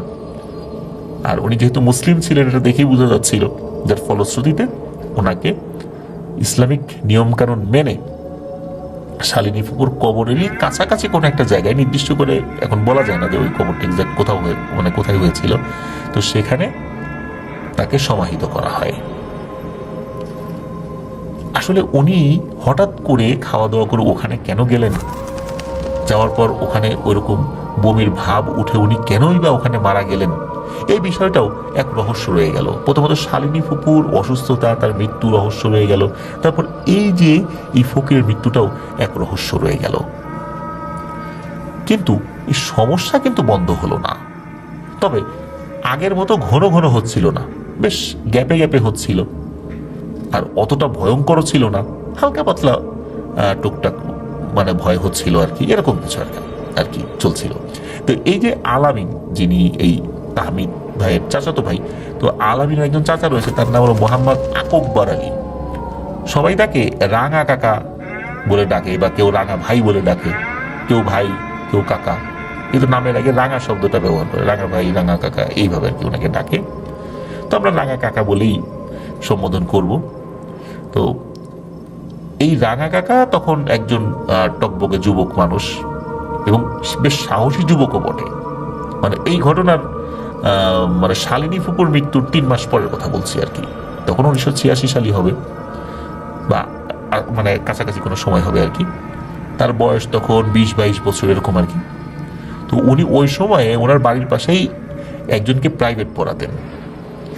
আর ওই শালিনী ফুপুর শ্বশুর বাড়ি, ওই শ্বশুর বাড়ির পাশেই এক বাড়িতে উনি প্রাইভেট পড়াতেন আর কি। একটা বাচ্চা মেয়েকে উনি পড়াতেন, মেয়েটি তখন ক্লাস 5 বা 6-এ পড়ে এরকম। উনি কি করতেন, বিকেলবেলা পড়াতেন সন্ধ্যা পর্যন্ত, আসরের নামাজ পড়ে পড়াতে যেতেন, মাগরিবের নামাজের সময় উনি চলে আসতেন। কখনো কখনো পড়ার চাপ থাকলে বাচ্চার যদি পরীক্ষা থাকতো তখন হয়তো বা বেশি দেরি হতো, সন্ধ্যা বা এশার নামাজের সময় হয়ে যেত, তবে এটা সব সময় হতো না আর কি। উনি তো বেশ সাহসী ছিলেন, ওই দিক দিয়ে আসতেন যেতেন, উনি ওইগুলা নিয়ে খুব একটা বেশি মাথা ঘামাতেন না, মানে ভয়ের ব্যাপারগুলা নিয়ে। আর এই যে রাঙা কাকা, মানে আকবর আলী কাকা, উনি যাকে পড়াতেন ওই মেয়েটার বাড়িতে একদিন কোন একটা অনুষ্ঠান ছিল, এইটা আবার চাচা জানতেন না। তো উনি যখন গিয়েছেন ভুল করে, গিয়ে দেখেন যে ওই বাড়িতে কোনো একটা প্রোগ্রাম, হঠাৎ করে প্রোগ্রামের আয়োজন করা হয়েছে, যে যার কারণে উনি আগে থেকেও জানতেন না বা ওনাকে বলার সুযোগও তারা পায়নি। আর যেহেতু টিচার মানুষ চলে আসছেন, তারাও খুব খুশি হয়ে যান, যাক স্যার আসছে। তো ওনাকে বলেন যে খাবার দাবার রান্না হোক, আপনি না খেয়ে যাবেন না। এখন কি আর করা, এটা তো মানতেই হবে, এত করে বলছেন। এদিকে ওই যেই ওনাদের ছাত্রীর আত্মীয় স্বজনরা আসে, তাদের সাথে পরিচয় হচ্ছেন, অনেক গল্প গুজব হচ্ছে। তো সব কিছু শেষ করতে রাত প্রায় 11টা বেজে যায়, বা তারও কিছুটা বেশি বেজে যায় আর কি। এখন উনি তো বাড়িতে ফেরত যাবেন, আর বাড়িতে যখন যাবেন ওনার পরিবারের সদস্যদের জন্য কিছু খাবার দাবারও একটা বক্সে করে দিয়ে, টিফিন বক্সে করে দিয়ে দিয়েছেন আর কি বাড়ি থেকে।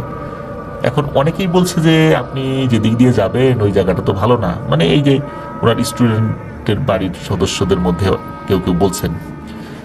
তারপরে এরপরে যখন ওই গেস্ট আসেন, তারাও এই নিষেধ করার কারণ বা কেন ভালো না জিজ্ঞেস করছেন আর কি।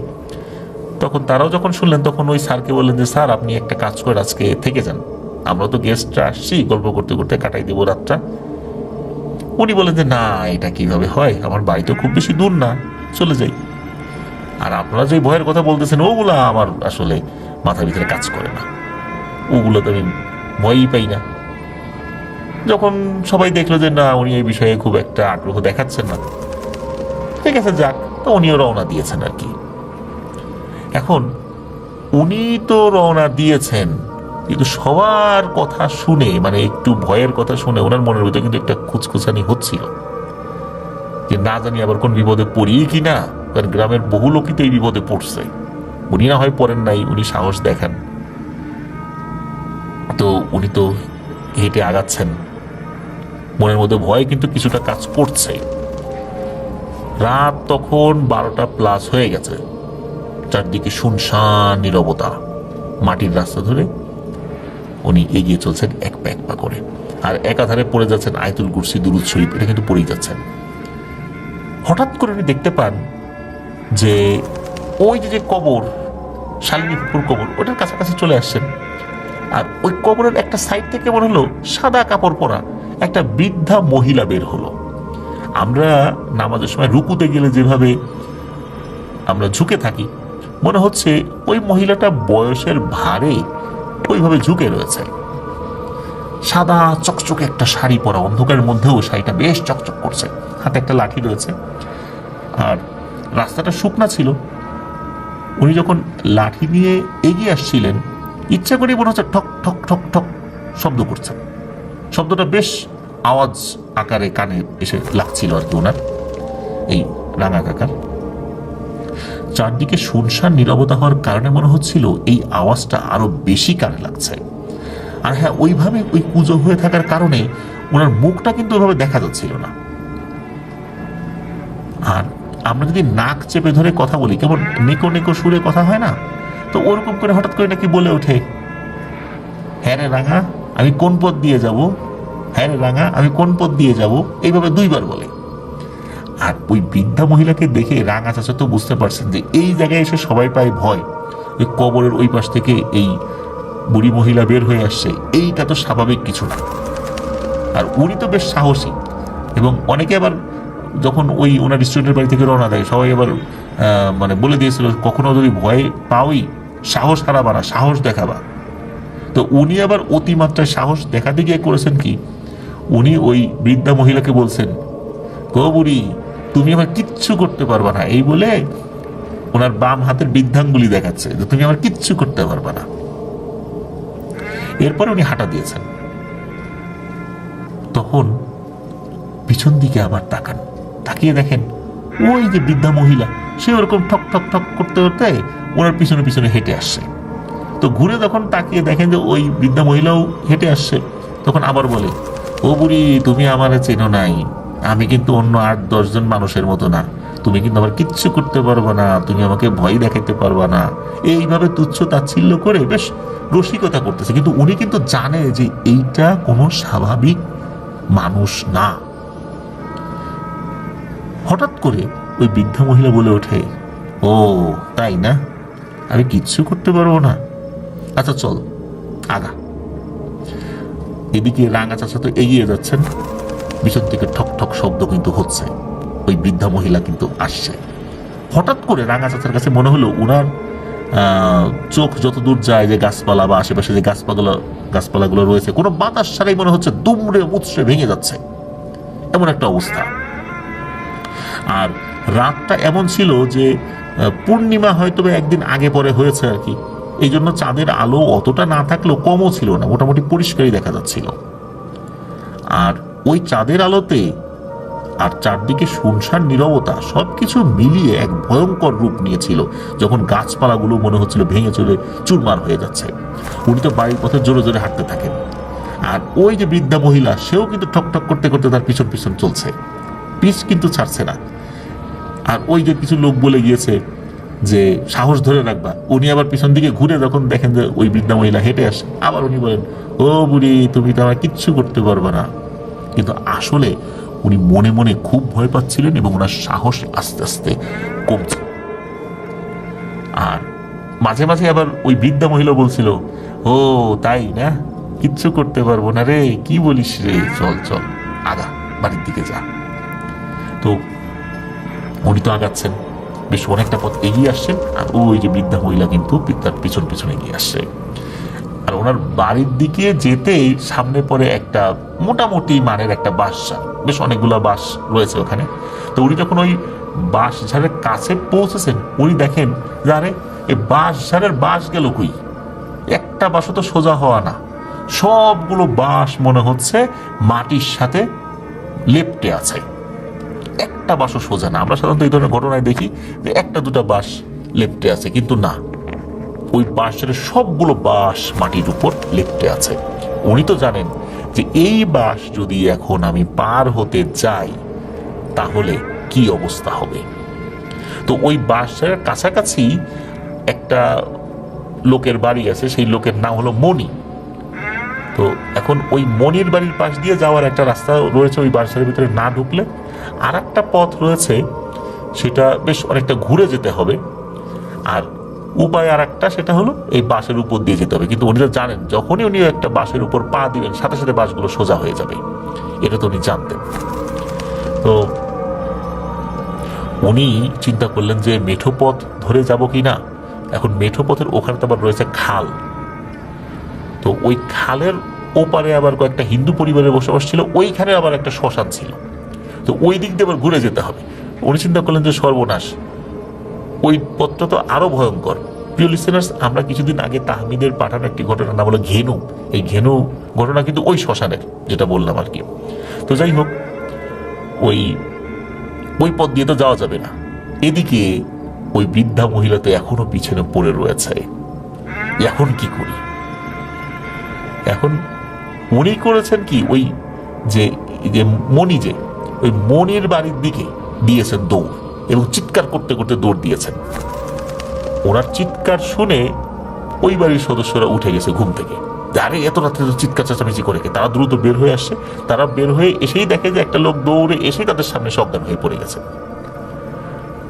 আর ইতোমধ্যে আরো বেশ কয়েকজন ব্যক্তি বের হয়ে আসছেন, তাদের মধ্যে একজন হলো মজিবর দাদা, জাফর দাদা, আর যে আলামিন যে ঘটনা দিতে সাহায্য করেছে, ওদের বাড়ির লোকজনও বের হয়ে এসে তাকে ধরে বাড়িতে নিয়ে যায়। বাড়িতে নিয়ে যাওয়ার পর জ্ঞান ফেরানো হলে সব কথা খুলে বলা হয়, মানে উনি খুলে বলেন আর কি।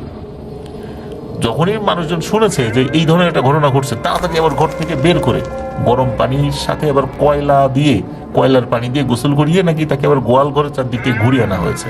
গ্রামের একটা রীতিনীতি আর কি, ভয় পেলে মানুষ এরকম করে। তারপর ওই এলাকার একজন ব্যক্তি হলো আবুল বাসার হুজুর, বর্তমানে উনি ওইখানে রয়েছেন। এই আবুল বাসার হুজুরের আব্বা বা চাচা, নিশ্চিতভাবে বলতে পারি তাহমিদ, তাকে ডেকে এনে ঝাড়ফুঁক করানো হয়। এদিকে এই বাহ্যিকভাবে সাহস দেখাতে গিয়ে এই রাঙা চাচার অবস্থা তো খুব খারাপ হয়ে গেছে, প্রচন্ড ভয় পেয়েছিলেন। যে উনি হেঁটে যাচ্ছেন, পিছনে এইরকম একটা ভয়ঙ্কর একটা পিশাচিনী হেঁটে আসছে। মূলত তাকে মেরে ফেলার চেষ্টা করা হয়েছিল আর কি, কিন্তু আল্লাহর অশেষ রহমতে পারেনি। আর যেহেতু পারছিল না, এই জন্য আরো বেশি রাগান্বিত হয়েছিল। আর রাগান্বিত হওয়ার পিছনে আরো একটা মানে যৌক্তিক কারণ ছিল। এই রাঙা চাচা বারবার পিছন দিকে ঘুরে বলছে, ও তুমি আমার কিচ্ছু করতে পারবে না, বারবার হাতের বৃদ্ধাঙ্গুলি দেখাচ্ছিল, যাতে করে ওই পিশাচিনীটা আরো রাগান্বিত হয়েছিল। যাক, আল্লাহর রহমতে বড় ধরনের কোনো বিপদ আপদ ওনার হয়নি। আয়াতুল কুরসি, দুরূদ শরীফ এগুলো পড়ছিলেন উনি। তো রাঙা চাচা কিন্তু ভালো আছেন, সুস্থ আছেন। ওনার এখন 4টা সন্তান রয়েছে। আর এই যে শালিনী ফুপুর, ওনার যে হাজবেন্ড আব্দুল মজিদ, উনি কিন্তু মারা গিয়েছেন। আসলে শালিনী ফুপুর এই অসুস্থতার কারণ কেউ বলতে পারেনি, এটা রহস্য রয়ে গেছে। ওর মৃত্যুটাও রহস্য রয়ে গেছে। এবং উনি যেহেতু এই ভাদ্র মাসের অমাবস্যায় মারা গেছেন, সকলেই বলে যে এইটা আসলে কোনো ভয়ঙ্কর পিশাচের কাজ, তাকে বলি দিয়েছে। এই অসুস্থতা বা তার আত্মহত্যা, এই সবগুলোই এই পিশাচের কাজ, অনেকে এটা মনে করেন। তবে ওনার জীবিত অবস্থায় এই বিষয়ের সমাধান কেউ দিতে পারেনি। তো এটি ছিল ঘটনা।